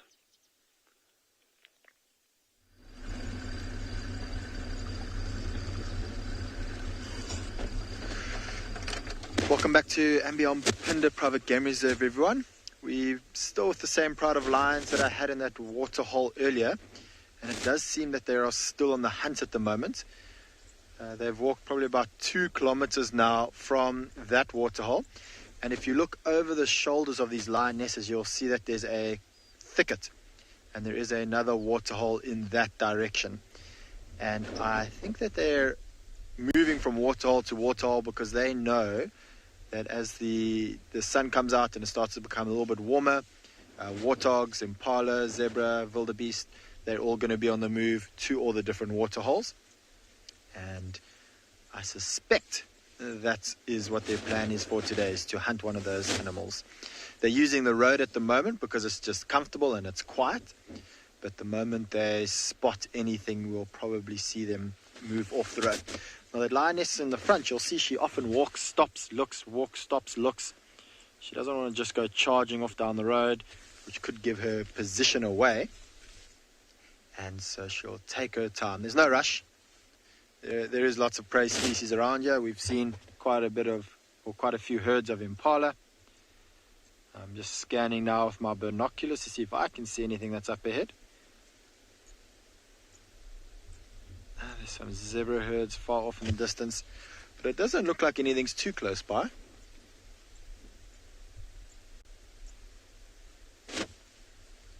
So Kiki, if you look at the statistics of males versus females, I can't remember the exact statistic, but you do find that there are more males born than females. And this is very similar with lions and leopards. And the reason for that probably comes down to the fact that when the male lions get kicked out, it is very difficult for them to survive. Because they're on their own, they've now got to defend themselves against other prides of lions, other males, clans of hyenas. And so the success rate of a male to become a fully grown adult compared to a female is much lower. And therefore, you'd need to have more males born. The statistic wasn't a massive difference, but it was slightly more males being born than females. I wonder if they've seen something off to the left. You'll notice as they walk, they keep glancing to the left and not to the right. This time of the morning, in this area where we are at the moment, there is lots and lots of warthogs, which in this long grass will be tough to spot the warthogs, but that is to the lion's advantages as well. Although it might be tough to see the warthogs, that means it will be difficult for the warthogs to see them as well. So I'm just trying to feel the wind direction, and at the moment the wind is blowing from right to left.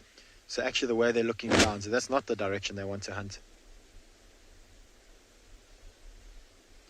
Butterfly, how far can a lion smell? That is a good question, and to be honest with you, I'm not sure of the exact answer to that.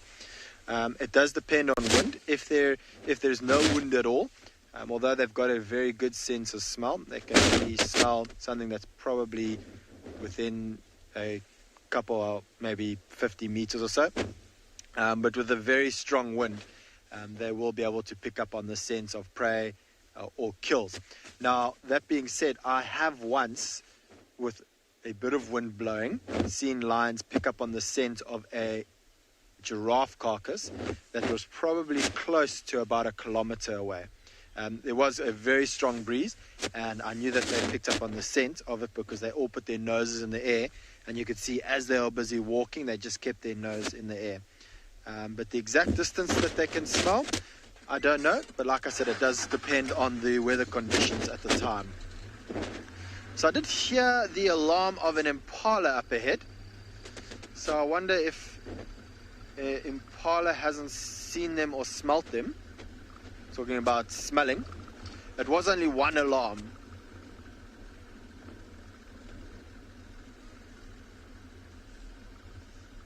So it was only one alarm that I heard, and so often when they prey alarm and you only hear them make 1 or 2 alarms, that could be because they've smelt predators but they haven't necessarily seen them.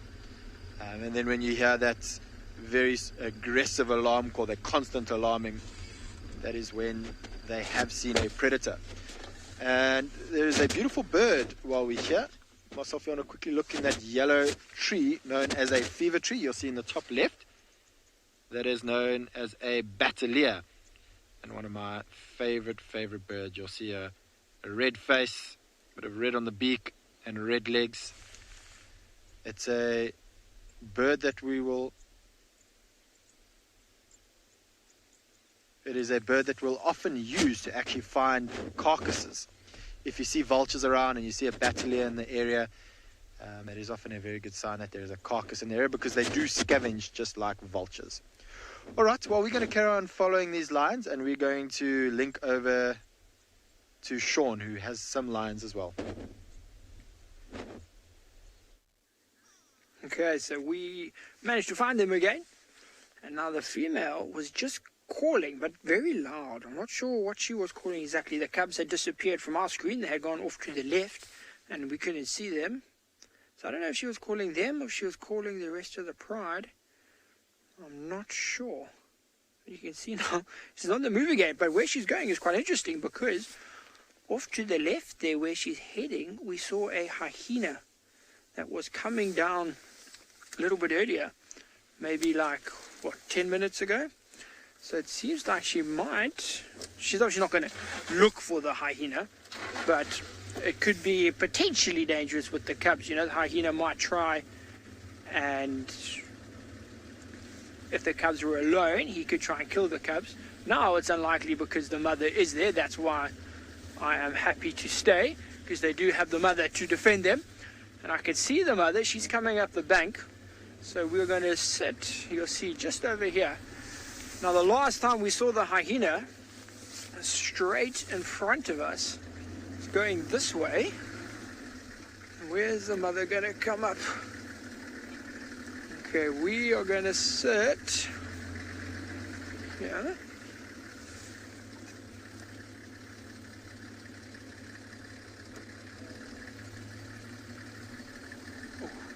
Teresa. Okay, so the mother's going to come right up here. So Teresa wants to know who would win in a battle between a lion cub and a hyena puppy. Teresa, that is a good question. Who would win in a battle? I would most likely say a lion cub. Teresa, purely because, you know, they're a little bit bigger, a little bit more sort of bulky than a hyena pup. If it was a one-on-one battle, both the same age, my money would be on the lion cub. To be completely honest, but it is a very unlikely battle to see, Teresa. I've seen, actually, this female standing on top of a wild dog den.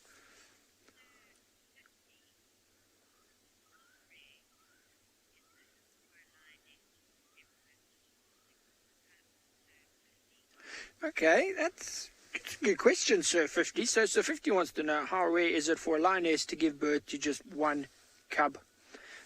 Sir 50, probably less rare than we think, especially for a first-time lioness, you know, or first-time mother. You know, lionesses, they can give birth of up to 4, sometimes even 5, but it's generally 4.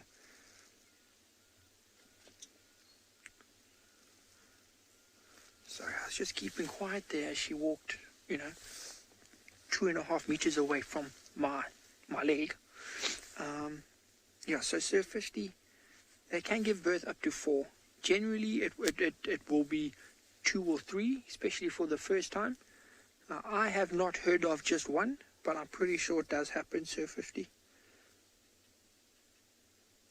I would say the average is probably 2 or 3. How cute are these little guys? And to see them so relaxed, I mean, you don't understand. They are maybe 1.5 meters, 2 meters from my right knee, and they're just staring here, looking at us. So here you can see the one on the left, that one there moving its head, that's the young male. You can see paler color, and the young female's just sitting down next to him. Oh God, they're adorable. Look at the little markings on the forehead, and those little dots, those little patterns, they just look so cute. See how interested he is. That's why his head keeps weaving, he keeps hearing little noises. Listen carefully.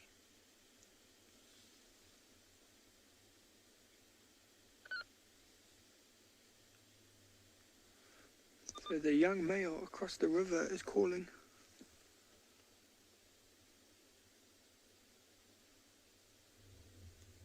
I can hear, I don't think you can hear him. He's calling very quietly.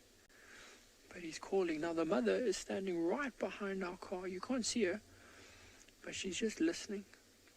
And that's why everyone's stopped now. The mother stopped to listen. So that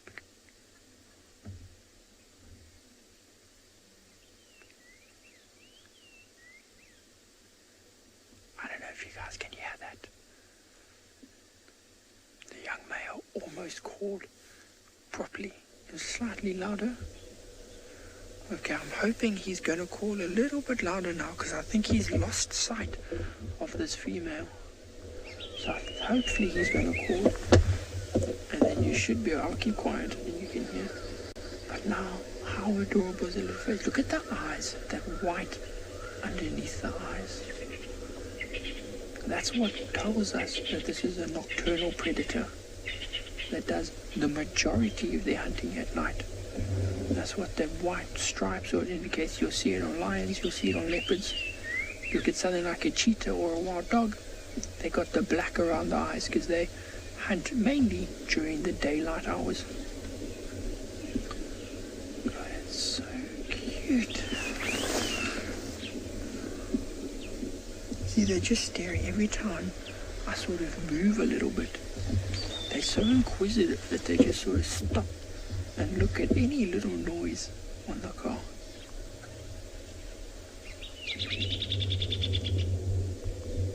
Both of them together, they're probably sort of taking confidence from each other.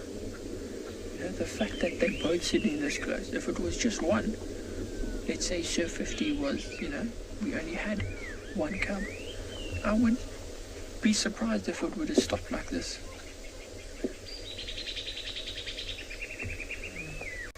Oh, 100%. Apparently you're all commenting on how precious they are. I agree with you, they are just... Listen.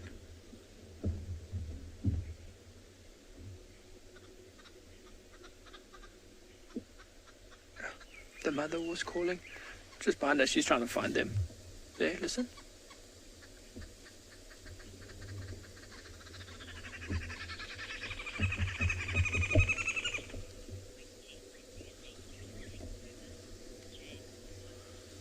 Okay, James Hollis, that question. So James Hollis wants to know what age will the cubs need to be to avoid, you know, being killed in a takeover, a prior takeover. So let's say now the Ross males get chased out next month. Then these cubs will be killed straight out. The other cubs, they'll probably be fine. So James, if I had to give you a figure, I would say over a year is the general figure. Over a year and a half would be a safer age. So why they kill the cubs, James, is because if the cubs are under a year, the mother is still going to be suckling the cubs, or still going to be looking after the cubs with all of her energy, which means that she won't be ready to mate again. So the males, new males, kill the cubs so that the females come into estrus a lot sooner.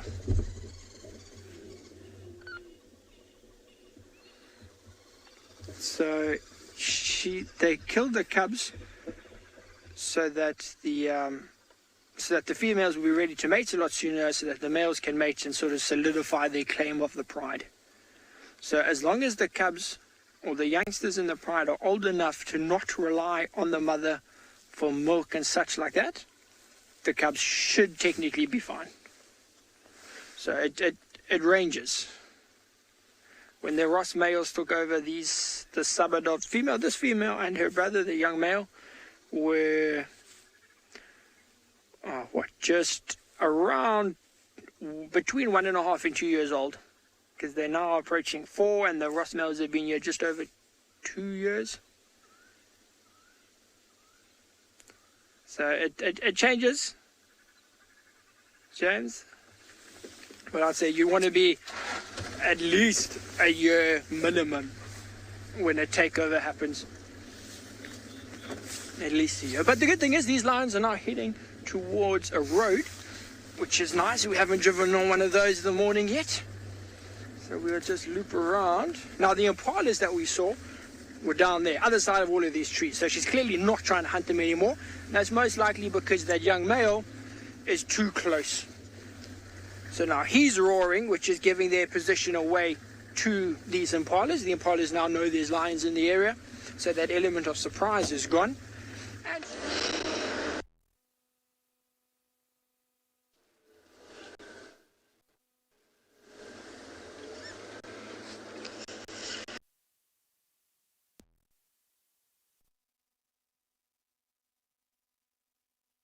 accidentally, but that is what could happen. So she is just on the other side of these trees here behind this termite mound. I don't want to drive over the mound. We don't know if anything is living in it, so we're just going to loop around here. It shouldn't take us long at all. And hopefully she will walk down towards us. We're going to give her a wide loop though. There she is. She's coming through the trees here. So if we go, Odie, and we stop, where's she going to go? There, okay. So what I'm going to do, everybody, is stop right over here. Odie, you got her there? So there she is. Beautiful lighting at the moment. The sun's a bit bright, but it's backlit. So you can see her coat very, very good, shining a lot. Catching the little hairs around her ears and her face. Look at the little ones through the grass.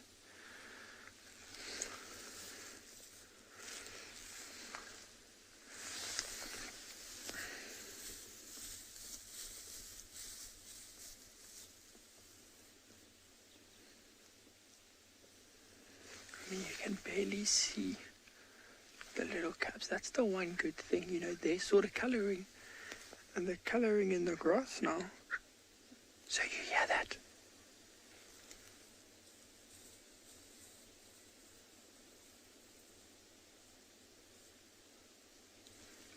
So earlier we were talking about the noises that the cubs can make. This is like a cheetah. So they should do it again.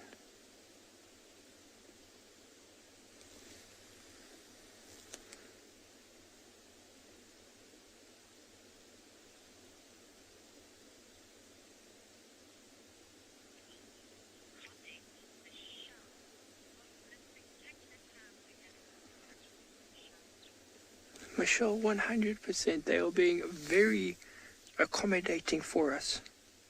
They're stopping in the open, stopping nice and close to us. They are being very, very accommodating.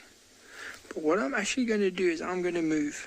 I'm going to reverse the car, purely because they can't see the mother now. That's why they've stopped. The mother walked around the car and then went straight around us, so they can't see her. That little call that you heard, that was them trying to find her. Okay, now they're coming. See, I don't want to start to then chase them away. I can see the mother. She's not far. She's maybe 10 meters behind us. It looks like she is coming back to get them, so we will actually stay here.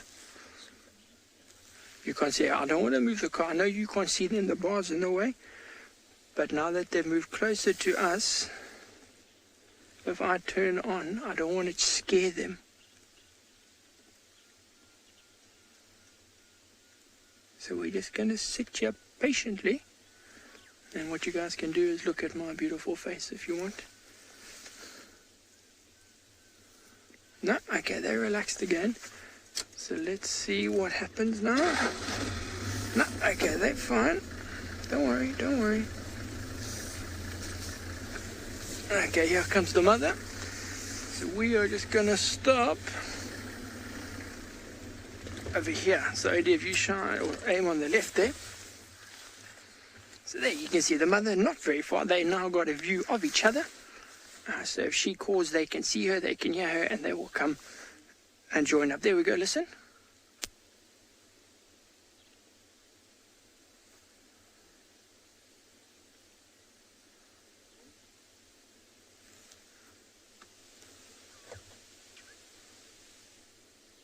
So I don't know if you can hear that, but that's her calling the cubs. So now she's just coming back to collect them.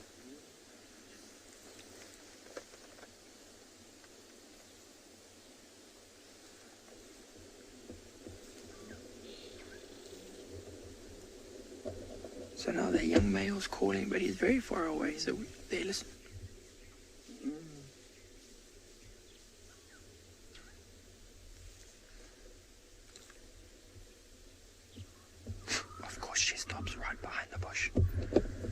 see now the cubs are coming across in front of us. You'll see them join up now.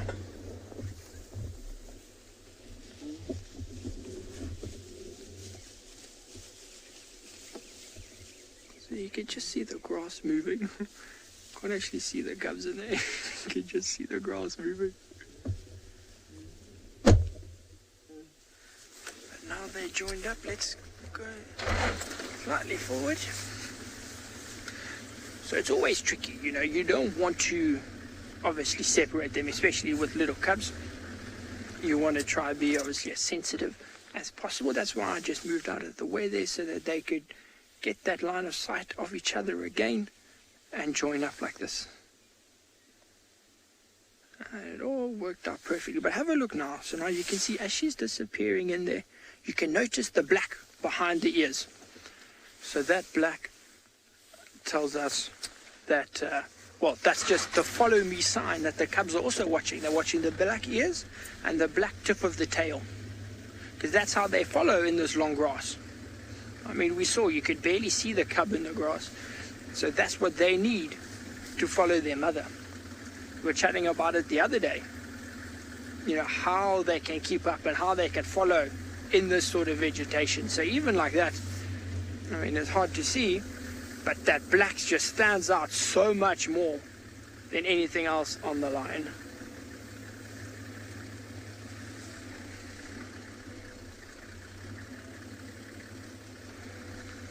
So we are going to carry on here. We're joining up with the road, which is lovely. But I am going to try and keep up with them. While I do that, though, we're going to send you across to Dylan, who's also got something quite challenging to see.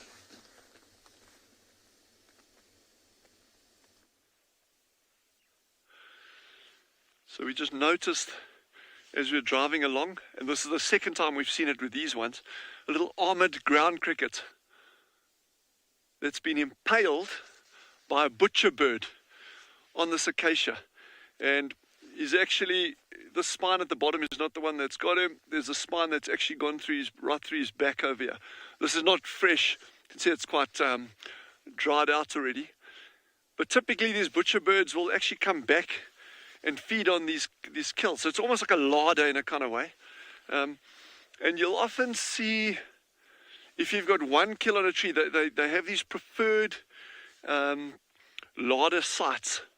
So you can sometimes find a number of different things impaled on thorns within a relatively small area. I've even seen chameleons and ground agamas, those beautiful lizards, those ground-dwelling lizards that we've seen a couple of times.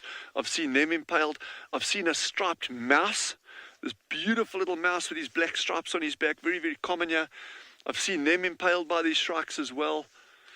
So, you know, these shrikes are not, again, we don't typically think of them as raptors or birds of prey, but they actually are in their own way. So I'm just seeing if there's any other little bits and bobs that have been stuck up here, but I'm not seeing any. So over the past couple of weeks, obviously we've seen these armored ground crickets quite a bit. And yesterday, Jeandra and I were chatting with Veronique, one of the meerkat habituators, about, you know, has she seen the meerkats eating them? And she says, yeah, on a number of occasions, but they only eat the soft back parts, you know, the abdomen. They don't eat the rest. So these little guys are actually very, very, very important out here, and a hugely abundant food resource at very particular times of year. You know, you can get these huge outbreaks, and then you can get nothing at all for a couple of years. So we're not quite sure exactly what the triggering mechanism is, because it's not just linked, it's normally linked to rain. Obviously rain's a very, very important part of getting these outbursts, but it's not solely. It's got to be the timing of the rain's got to be perfect, the temperatures are going to be right. But when these armored ground crickets do come out, they can come out en masse, and that's when animals will capitalize on them. I'm trying to find, there's a lot of insect frass around, the caterpillar frass around the bottom of this tree as well. So I'm just trying to see if I can see anything else obvious on here. There's actually so many funny little things on here. I'm going to point out, Jeandra, I don't know if you can see this white dropping over here. It's a bit camouflaged. I don't know if you can see that, where my finger is. Okay, so this shrike, has been using this site quite a bit. There's droppings all over down the bottom. So this will be, if someone was really keen on seeing one of these shrikes, this would be a very, very good spot to sit patiently and just wait for one of these birds to come in. Okay, that's not him. But anyway, we'll keep driving. If we do see that shrike, we'll be sure to stop and have a look at it. So we're going to carry on ambling down this road and see, maybe we'll be lucky and we can find one of them.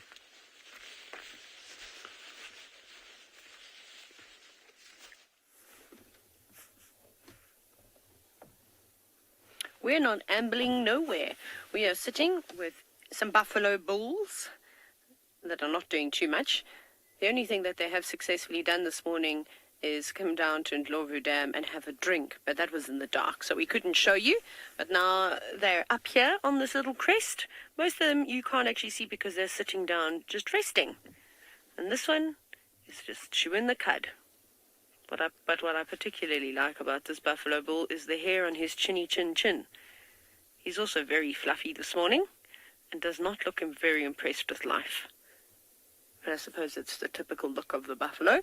Now, Gert and I have been discussing in great detail over the last few days what we should call this bachelor group of buffalo that we see almost every single day. There are between 5 and 7 of them that hang around together, and we were thinking of the 7 dwarfs, but when they're 5, that doesn't quite fit, so we'll have to come up with something else. But look at how they are hidden away. You wouldn't believe me that on the right-hand side of your screen, there are actually at least another 3 buffalo sitting in the grass. The only thing that would give away the buffalo's presence if you were on a walk is the oxpeckers, which you just saw one just fly away over there. So we obviously know that oxpeckers sit on the various mammals and flick through their fur looking for things to eat. But I suppose, in a way, oxpeckers play a very important role to the mammals that they're sitting on too, as sort of an alarm system. They're very alert and constantly moving around and also looking about for potential threats. And it's quite difficult, from what I've noticed when you're on bushwalk, to try and sneak up to any of the animals.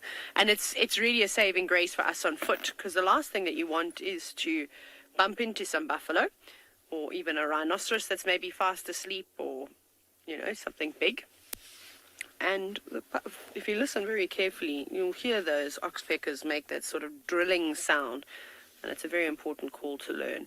It's probably the most important bird call to learn as a safari guide, and it's something that we emphasize on students wanting to become field guides,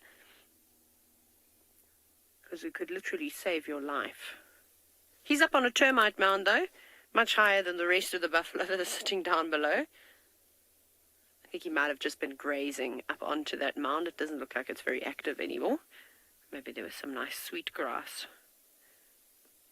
But they all look fairly healthy, which I'm surprised by. But we were lucky. We've had such a good rainfall. The there's still a lot of grass around.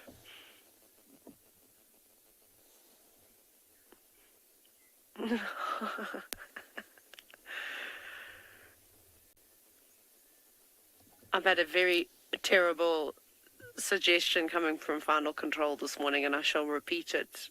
This is what the buffalo have been suggested that they get called, the countdown, so that when one gets picked off by a predator, probably a lion, we can just go down from there.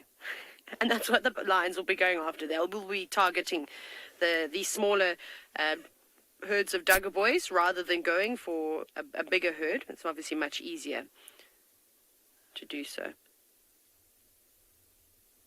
But it'd be interesting if, I know we've been lucky and we've been seeing so many buffalo, to compare these pictures of these duggar boys. I'm pretty certain that we've been seeing the same individuals. It's just unfortunate that our friend, the one that had the issue with the tongue, maybe he's healed up and he's managed to pull his tongue back in his mouth, but we haven't really seen him for a while. But it would be nice to compare the same buffalo now, at the beginning of winter, or at least a few weeks ago, to maybe August, September, and see how much condition they have lost. Because buffalo, warthogs, they really take a hammering during dry season. Hippos too, they tend to suffer the most when it comes to diet and lack of We'd love to hear from you. So this is a live and interactive safari. So please remember to hashtag WildEarth or comment away on the various social and media platforms as we look forward to hearing from you. Even that oxpecker, you see how he popped his head up when he heard hashtag WildEarth. Off he goes. So we actually came up here to look for our herd of elephants that we follow every single day, but they're not here. Just when I thought I was starting to figure them out, they changed it all up. But I did hear some breaking branches down in the distance.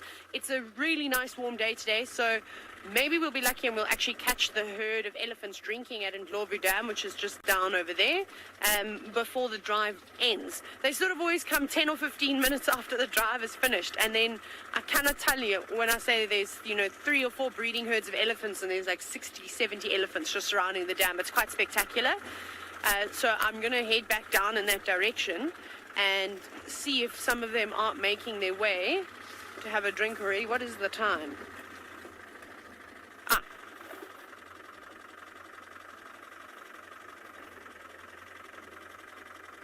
Okay, we're going to make our way down towards Ndlovu Dam and hopefully show you some elephants.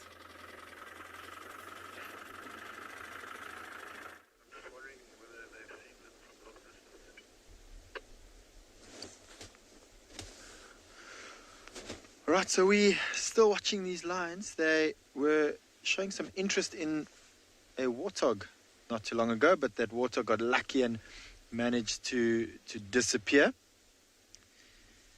Let's see if we can get a little bit closer. They are now cutting from road to road, so the grass is a little bit shorter here, and so they're using this as an advantage to be able to move to that water hole that's off to my left by going over the roads now. So unfortunately we're battling to keep up with them, but we were lucky enough to watch them stalk in this open area ahead of us. And you'll notice very typical, the 2 adult females leading the way and then the 5 youngsters behind them. And the purpose for this is that the youngsters are just too young to be able to join into the hunt, and if they were up ahead they could potentially ruin any part of the hunt. So Janet, there is 2 males from 1 female and then 3 males from another. So they're not all from the same litter, but they are, some of them are, I suppose you'd call them, half brothers, I guess. So same father but different mothers.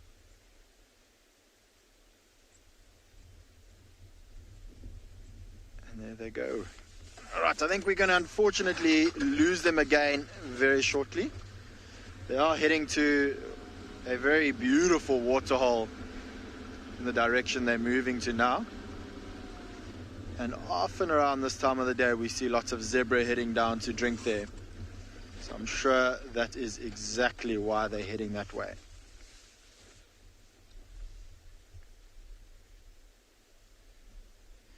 There is some monkeys alarming off in the distance. I don't think you can hear it, it's a little bit too far, but it sounds like a... Now I wonder if those monkeys have spotted these lions and alarming at the lions, or if they've spotted something else in that direction.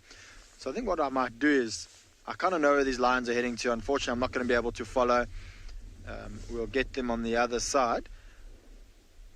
But I'm wanting to head into that area after this, where those monkeys are alarming. There is a possibility that maybe a leopard is moving through that area where they're alarming. Is a bit of a dry riverbed. And as you can see, this area is fairly open, which is a good area for cheetah. But that being said, they could be alarming at these lions.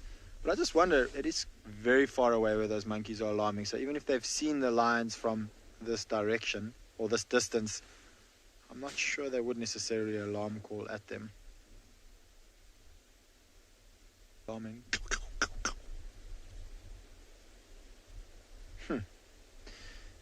And where the lions are now, and where I can hear the monkeys alarming, I don't think that they're alarming at these lions. We do have a beautiful eagle in this area known as a crowned eagle. And crowned eagles do also hunt birds. Crowned eagles do also hunt monkeys. And monkeys will alarm call for crowned eagles. So if I can find these monkeys, I should have a good idea of what they're alarming at by their position in the tree. If they're sort of sitting in the middle of the tree, then you would know that they're probably alarm calling at a crown eagle, because they don't want to sit on the top of the trees, because that's where the crown eagle could come down and snatch them. But if they're sitting right on top of the trees, we'll look where they're looking towards, and maybe we can find exactly what they're alarm calling at. All right, well, let's go head off, see what those monkeys are alarming at. Maybe we get lucky with a crown eagle, but I'm hoping it'll be a leopard or a cheetah. But let's go over to Djuma, who has a different kind of bird. That's quite exciting. Maybe there is a crowned eagle there. What we have got here is the grey go-away bird, and I'm afraid our wild dogs have gone away. We had them for quite a long time, but then we had no signal, and so the wild dogs have disappeared, and now we have got a grey go-away bird in the vicinity where Steve last had the tracks of Tundi's male cub. So that's what we're hoping for. Tundi, in case you didn't know, a leopardess, one of our favourite leopardesses. Some call her the Queen of Djuma. Some think that's an insult to her mother. I think she's just a great leopard, really. Now, the grey go-away bird seems to be trying to find some sort of nourishment on what is a poisonous tree, the tamboti tree. And there are some flowers there. I think they're male flowers on the tamboti tree, and I think that's what it is. It's definitely what the grey go-away bird is going for.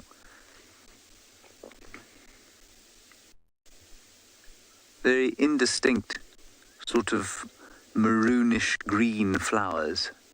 That doesn't sound like a nice colour, but maroonish green. Now, I spent a bit of time around this bird's more colourful cousin, the nice Naluri, recently, or nice Parako. And, well, I must say it's a little bit sad, I suppose, for this fellow to be so grey.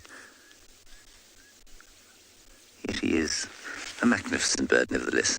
Now we're going to go, apparently, to some elephants that are having a drink. I don't know in which part of the country they are.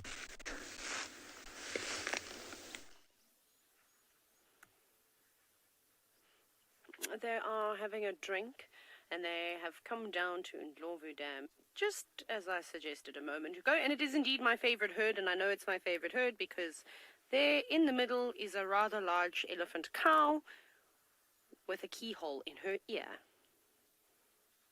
I love this breeding herd. They really and truly are so peaceful and normally very relaxed around the vehicles, except when somebody gets in the way. So I counted when the herd first came down, at least 25 individuals, but there's also a whole bunch of elephant bulls coming through. So I think that sort of makes up the majority of the herd. And then I think there'll be more than 30 elephants at the dam in just a second, as the bulls are pushing on through.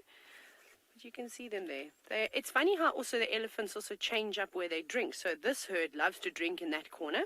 Whenever they come down to the dam, they always head to the sort of most southwestern corner of Ndlovu Dam. And then there are other herds that spend time drinking on other sections. And if you sit here for long enough, it's just funny how they have their favorite spots. But I suppose that the same thing sort of happens with people. When we go to a restaurant, we all have the same restaurant.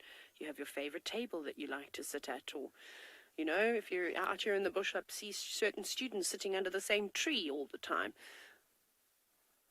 So I like that. I don't know if they're going to go in and have a swim, but this will be the first drink of the day. And this dam is disappearing very quickly. So most of the elephants are coming down at least twice a day to have a drink. One in early morning to keep them going.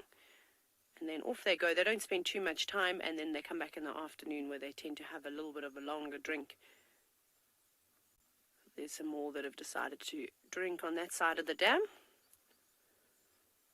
This group actually came in from a different direction, so I don't know if it's a little satellite party that's tailing the main breeding herd, or what the story is. There is some trouble, though. There's a big bull that's just come into the main group. You can see him. He's just sort of towering over the tops of the other elephants. Here he is. He's now pushed on through the herd, but he went in and greeted everybody, had a little smell.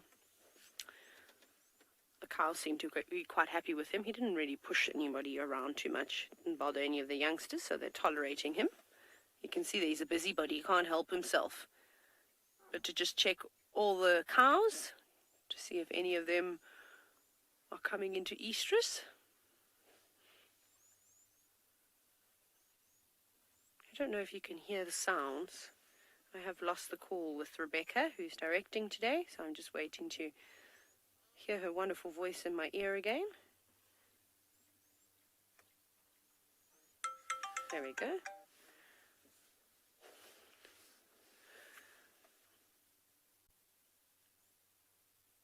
Apologies for the tones that you can hear every now and then.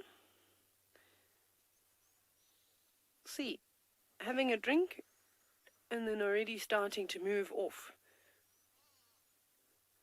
Maybe they will. I'm hoping some of the little ones are brave enough to go, and it's warm. I don't know what the temperature has got to now, but I definitely feel like I've got one too many layers of clothing on. But that might be because I've also chopped down well, not a tree, but a couple of overhanging branches just a moment ago. Tara, this is a really good opportunity to see the different sizes of elephants and when they all line up on the water's edge. So earlier we could see that bull that had come on in and how much taller he was, and he was a big bull, but I don't know if he'd necessarily be breeding just yet, because there's some other bigger bulls hanging around that are reaching the prime of their life. And then it's also really precious to see how tiny the little elephants are. I haven't seen the really small calf come down and drink. I mean, there's one there at the moment, but that one maybe looks like it's coming on to about a year, maybe between 6 months and a year. It's not the tiny one. I don't know where she is. You can see a couple of them wading in a little bit deeper. And then after this, they'll normally have a dust bath just off to the left. The sand is all loosened up, and then they go past camp. But literally, at this eco-training camp, you are surrounded by elephants throughout the year, well, at least in dry season. It just goes to show how water really brings about life. And this is one of the most important dams on the property for the various animals. So far this morning we had the buffalo before the sun rose. We had vervet monkeys drinking. We had a common duiker come out and drink. And now we've got elephants. And also a very popular spot for lions and leopards to come and drink here too. And an array of bird life. But I can't believe how in just a few weeks of being here, this dam is almost, not quite halved in size, but there's definitely about a quarter missing. So all the birds that were just flying by, they're also just coming down for a drink now.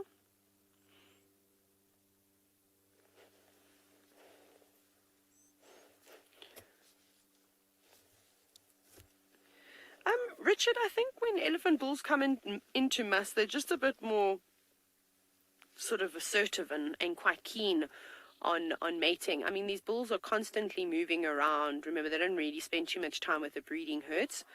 But when a male is in must, he'll go out and tail and search for herds to mate.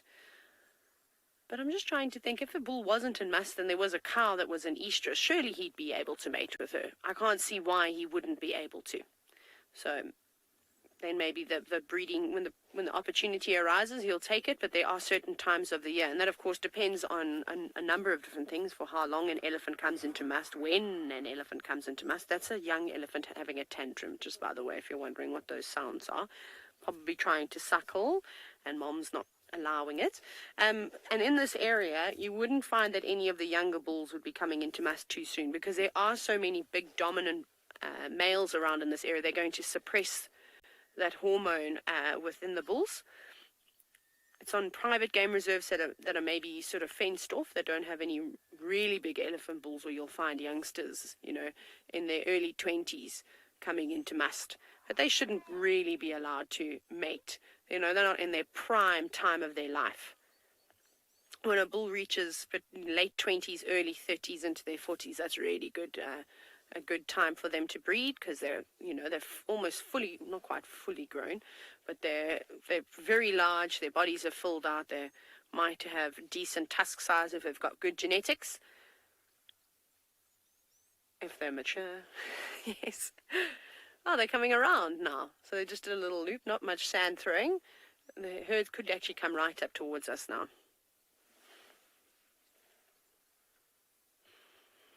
So Tidy Deer had a quick count when they first arrived at the dam, and I counted about 25 elephants that I think make up the bulk of this herd, and then there's a whole bunch of bulls that follow. So in total, over 30 elephants roaming around here, but some of those individuals will come and go as they please. They're not necessarily, tied to this breeding herd. And I think that the matriarch is that elephant that I was telling you about that we saw earlier with a big gash in her ear that looks like it reminds me of a keyhole. I don't know what it reminds any of you of, but I think that she is. And the reason why I say this, I'll just recap, is we had an interesting encounter a few days ago at this very same dam where a breeding herd of elephants came through while they were already here, and she was the first one to move away from the water and sort of stand her ground and protect her herd, as if to say, right, we're drinking in this spot. You can either wait or you can go and drink on the other side of the dam, which they did. They moved around. And we always talk about how competitive these animals are going to get and protective they are over their water sources coming into the dry seasons. Elephants will chase everything away from water. I mean, they chase warthogs around, impala, other herds of elephants. If there's lions laying around, they won't last. Buffalo get bulldozed over every now and then. It'll be interesting when the hippo that normally lives in this dam decides to return. The pressure that he'll feel. Yeah, they come over the dam wall. Sassy Kathy, we're going to have a look at one of the older elephants in a minute. We're just having a look at these. A lot of these are bulls walking across the top of the dam wall. Oh, look at them. They're all coming towards us. Oh, here's the little baby. There's the little one I was telling you about. This is the smallest elephant in the herd. Maybe like 2 months old or so. Oh, no, don't make it go over that. Sassy Kathy, I will get back to your question. Let me just watch this. Now I'm just going to sit quietly because all the elephants, well, not quietly, but all the elephants are coming towards us. Hi, guys. Good morning. There are so many.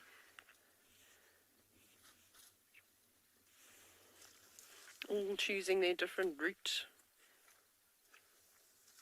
Oh, there's another little elephant climbing. They're everywhere. So, Sassy Kathy, just to get back to your question about how old is the oldest elephant in this group, it's hard to say, but I think it is the Alicia Keys. Well, I've just given her that name. I mean, like it, don't like it, it doesn't really matter. So I think she's fairly old, and I think she's well into her 40s. There are quite a few other big mature cows here, but I haven't seen any like real old ladies. But there's always so many of them. There's our stumpy friends with the stumpy tails. Oh, this is so nice. Honestly, it feels like I'm meeting up with family, and these are all like my cousins. I know it sounds ridiculous, but I spend every single day with them, and some individuals give me the same amount of sass every single day. Like that one there, Gert. Can you see her? There. The one with her ears flared out. Every single time that I see her, she comes up and she charges my car. Not in a bad way. It's a very young elephant cow. And she flaps her ears at me and she does all these crazy things. So it's funny. She just doesn't like me, or she enjoys the sass. Elise, yes. If it's a female elephant, the calf will most likely most of the time stay with the same herd and grow up. With her mother and then, her older siblings. If it's a bull like this elephant that's approaching the vehicle, hello, mister. He won't stay here forever. Eventually he'll move on and out of the herd and to do his own thing, to live a little bit more of a solitary life. There's quite a few of these bulls that are lingering and sort of in their late teens. And this is now the time where they stop spending as much time with the herds. Hello, big boy. Oh, yeah, you're coming down that slope very quickly. He's got a bit of a swagger in his step, but he's not interested in us. Butterfly, I think elephants express the most emotion of all the animals that we get to see on safari. And you can tell, I suppose you can tell if an elephant is happy if it's not shaking its head at you. They're pretty relaxed animals most of the time. When you're as large as an elephant, you don't have to worry about too many things. You know, you're not on high alert like something like an Impala or a Steenbok or a Duiker is, you know, constantly watching over their shoulder. They must be very highly strung animals. Whereas if you watch this elephant now, you can see how he's turning his trunk and he's smelling us, and he's gonna turn towards us. Are you doing it to us, or are you doing it to this other bull that's next to the car? See, he's a little, I think he's a bit on the jealous side, because there's another bull that is creeping up to the herd, and it's going to be difficult for Gert. He's actually pushing him away now. Yeah, the younger, smaller bull has now moved off. So there's just very subtle signs that you look for with elephants. You watch what they do with their trunks. You watch how they position their ears. If their ears are out, you know, really wide and their head is up, you know that they're slightly unhappy with you. If their tails are lifted away from their bodies, that's another sign. But otherwise, if an elephant's just flapping its ears and it's eating, it's pretty cool, calm, and collected, and not really worried about too much. So just as quickly as they came through to drink, you can actually see how they've moved on and disappearing. So we will have to play roundabout and catch up with them.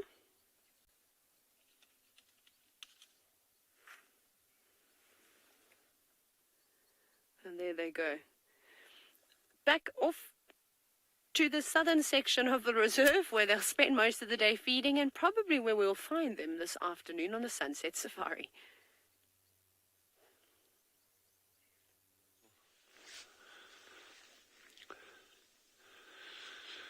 So I've just been trying to find some more examples of food items for these shrikes, just so I can show you that they are utilizing other things. We've actually found another armored ground cricket, but nothing aside from that.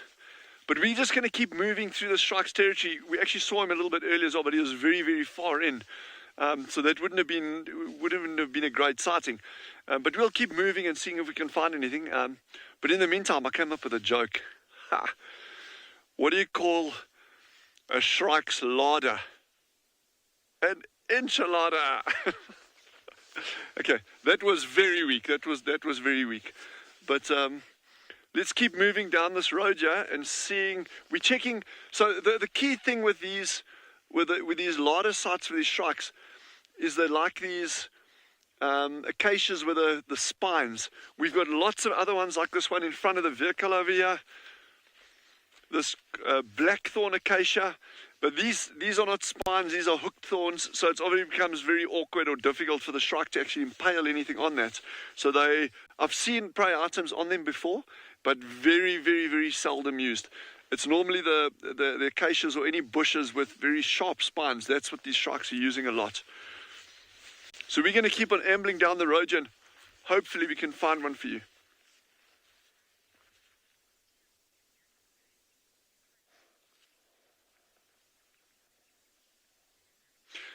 So Anna Maria has asked a really interesting question in terms of competition and ecological use of resources.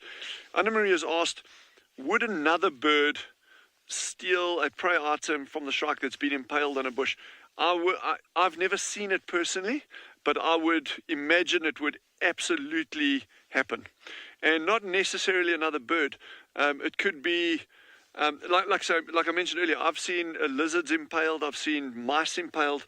Now, even something like a mongoose, like a slender mongoose, these small little creatures like this, they are incredibly adept at climbing up trees. They'll go right to the top of trees to catch snakes, and they'll go down burrows after mice and things, so they're very, very adept at it.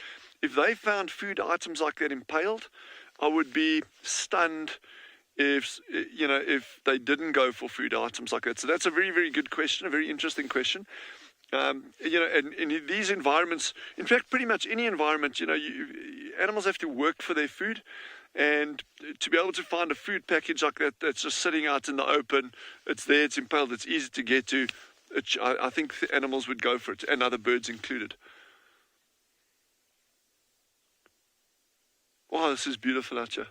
If we pan across the left, there's some ant-eating chats. They're all getting going. I must actually, over the coming days, I'll show you a nice nest.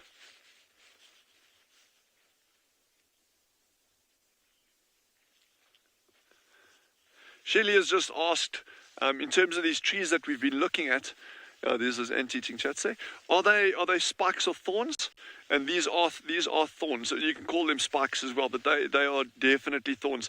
And some of them get really, really, really long. We have a tree here that's well known in the dry areas of South Africa called a sweet thorn tree. And you can look at the length of these thorns compared to my finger. These ones are marginally shorter, and they get a bit longer. But on the sweet thorn acacia that we get, you get spines that are easily that length. It's incredible. And what is particularly interesting about, when I look at this tree, this is called a camel thorn acacia. It's a very, very common species in these areas. And you see these small ones are densely covered in these spines or thorns.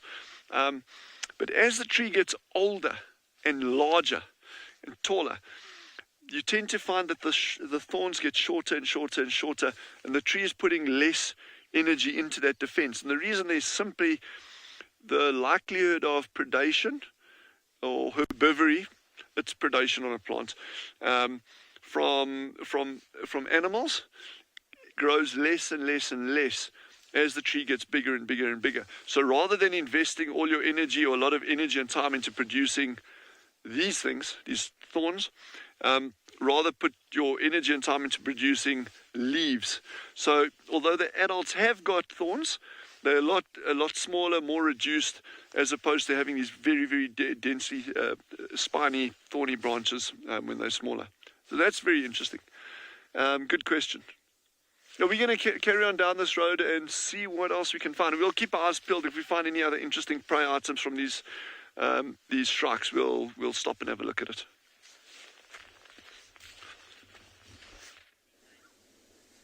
Okay, so we just had the mother walk down this game path here in front of us. So now we are just waiting for this. Look, in the open here, in the clearing. There comes one of the cubs. So they're following Mom. They are getting very tired. Mom is making them walk very, very far. The other one's coming now. We must have been going about 2.5 kilometers that we've been following them now. And they've been going pretty much straight, directly in a straight line from where we had them. I'm not sure where she's trying to get them, if she is just trying to stay away from the young male. He has been calling. He stopped now. He hasn't called for at least about 20 minutes. I think she's just trying to get away from him, because as far as we know, tracks of the rest of the pride are 6 or 7 kilometers behind us. So it's not like she's going towards the pride. I think maybe she's trying to take them to a safer area, away from that male, down towards the river. Now, where she's heading, if she keeps going another, maybe 2 kilometers, we will get to where we first saw the cubs, down in the tip of Tswalu River, at an area called Devonshire Crossing. That's where the very first time we saw the cubs, that's where they were. And that is where she's heading now. So it could be that she's going back to an area that she knows, where she's had the cubs before, had a den before. And she's going back there because she just feels better in an area like that. I'm not sure. We want to follow them so that, we know exactly where she is and where she's going to be hanging around. But we can't go through there. It's a bit tight. So we're going to try to find a way around.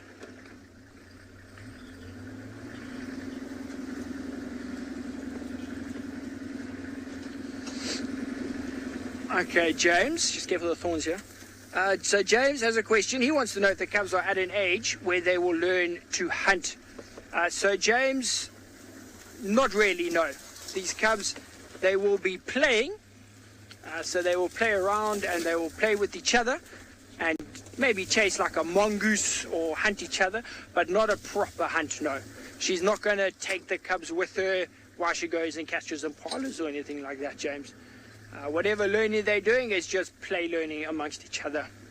In fact, while we've been following them, this female walked past a herd of impalas which she didn't even try and hunt, because she knows with the cubs there, the chances of her actually succeeding in anything are just phenomenally low, because the cubs are too playful. They're running around, they don't know how to stalk, how to hide, anything like that, and they will give her away.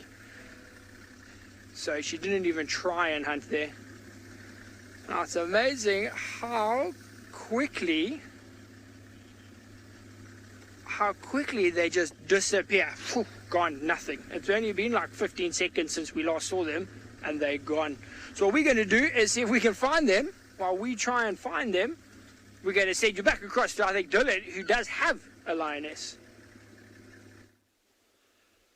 Sean, we're having the same problem with these lionesses here as well.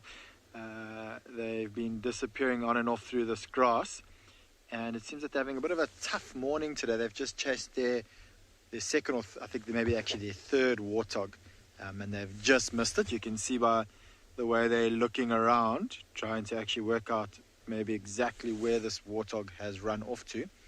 I haven't seen the 5 youngsters with them, so the area where the direction that they're looking at it in the moment is where they just came from. And so I wonder if they didn't leave the 5 youngsters in the grass while they continued on walking through this grass, hoping to flush out a warthog. But I think, Sean, we're going to have the exact same problem as you. There we go. They've just lain down in the long grass.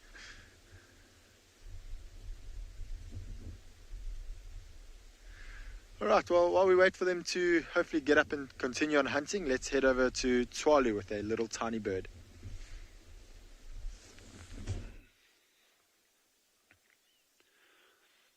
Yes, we are so lucky. We've got a beautiful, beautiful, beautiful view of this fiscal shrike, or what we call a common fiscal, sitting right out in the open, nice and close to us here.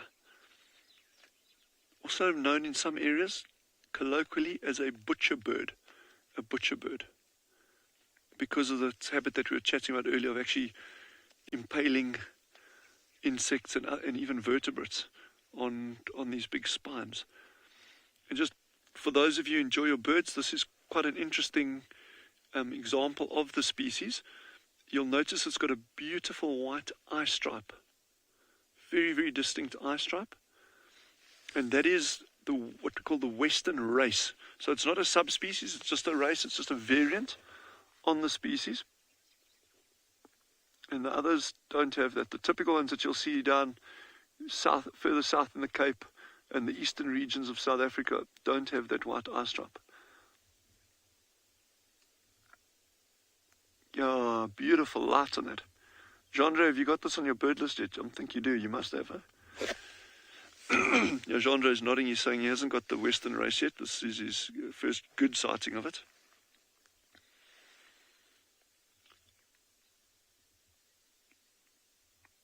It's nice having, like, with Genre on the vehicle as well, you know, birds that are difficult to identify. Then we can, like, bounce it off between each other and that, which is really good.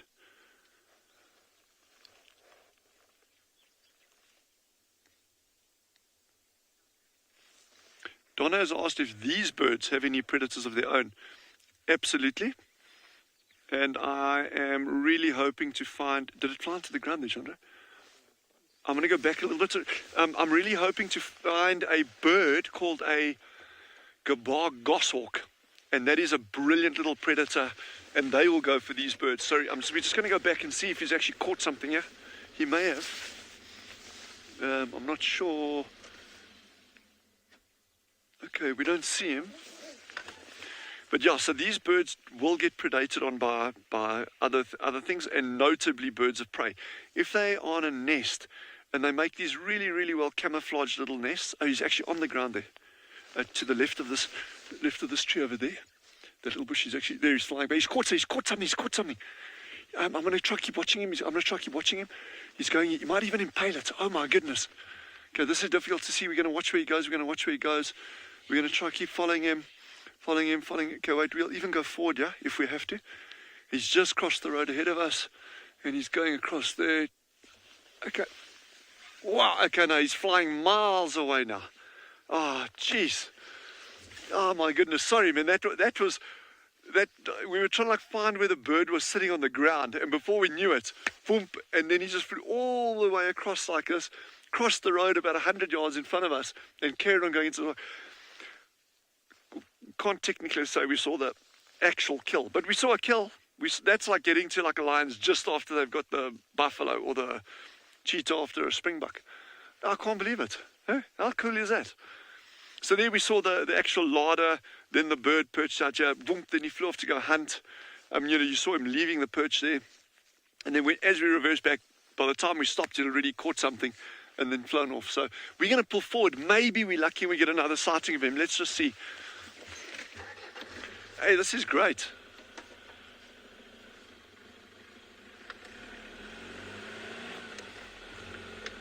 Okay, let's see if I can see him in the distance here. I don't know if we'll be able to, but I'll try find him.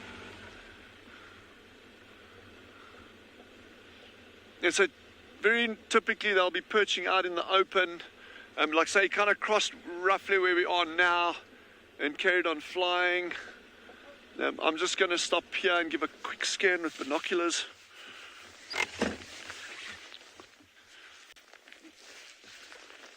See if we can pick him up here. You see, that was so fast. And what I love about that is you just see what's happening around you.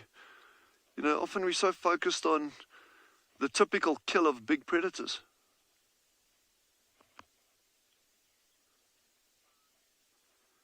Margot has asked, is this bird also called a Jackie Hanger?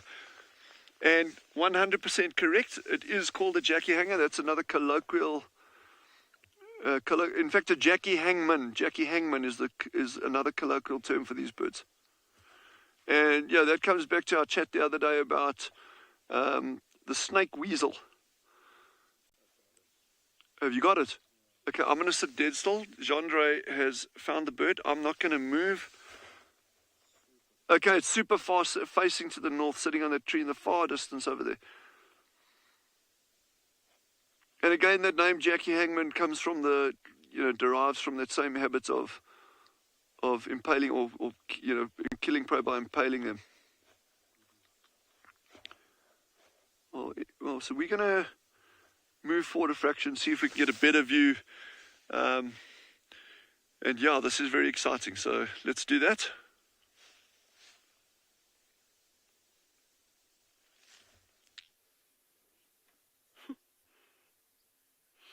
I just want to know, does the early bird catch the worm? Anyways, we're still sitting with one elephant that has remained up on the dam wall and has been sassing us for the last 10 minutes. Look, you can see the look in his eyes. Okay, now he's eating though, but he walked over and he picked up a stick and he threw that around. He's been shaking his head at us. He's been moonwalking. He's been doing all the things that a cheeky elephant bull likes to do. And I suppose the second favorite thing is to munch on some grass. Are you coming back for more? I think he feels very brave because he's up high on, like I said, the dam wall. So he feels like he's much taller than us. I mean, he's much taller than us anyways. No. But he hasn't gone down for a drink yet. But it's interesting. This is a bull that we see almost every single day as well. And he doesn't hang around with anybody. He spends most of his time on his own. Occasionally he interacts with other elephants when they come down to drink. Otherwise you can find him just living around camp. He's not very old. He must be maybe 14 or 15 years old. Somewhere around there. He's not particularly tall. He might just also be an old soul in a young elephant's body. Who knows? I mean, obviously that's not what's happened. I'm just being ridiculous now. It's time for breakfast.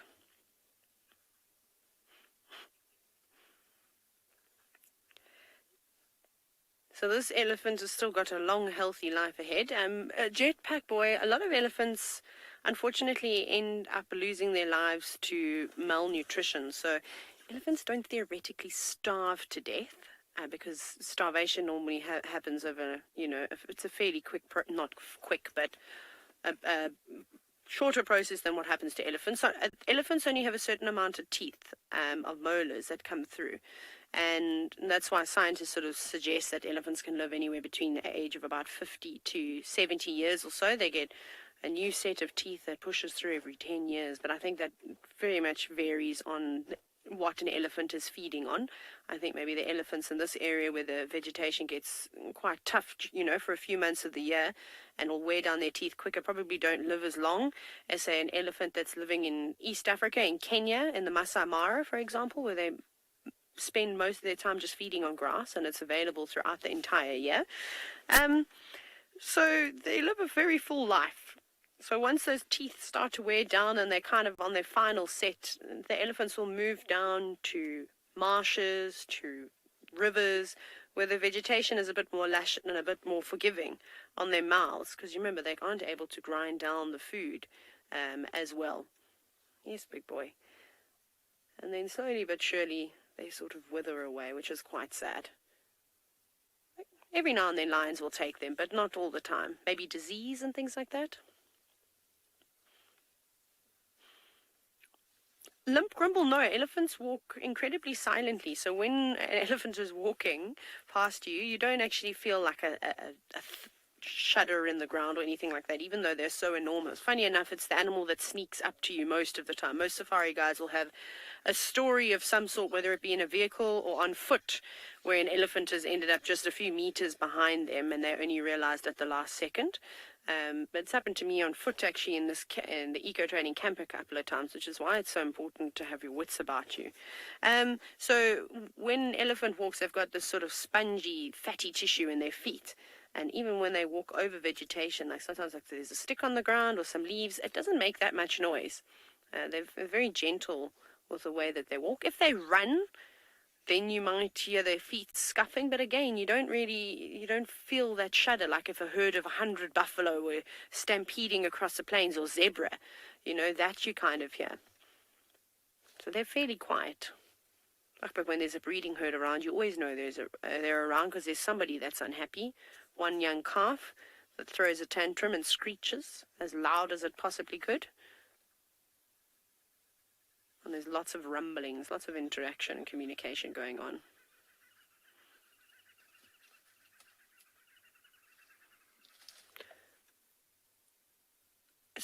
Their teeth do fall out with the elephants. They sort of push up and move forward. So sometimes you can find their teeth in the dung or just on the ground. They normally end up swallowing them, again, just as we tend to do as well when we lose our teeth. I don't think that it hurts. I think that they wear down, and the next set pushes up, and then they just pop out on their own. So I don't really think that it would be a painful experience. I've only ever found one elephant tooth in my life, and I'm constantly digging around in dung, it's particularly elephant dung, and I never seem to find them. But anyways, it's been a wonderful morning filled with laughter and beautiful scenes. Those lovely lion cubs, I'm sure, had you oohing and ahhing. The elephants are always an absolute treat, and well, there's so many things to be said about Dylan, but you can join us again this afternoon for the sunset safari, and hopefully we'll have just as much fun. But from all of us here at WildEarth, thank you so much, and we'll see you later.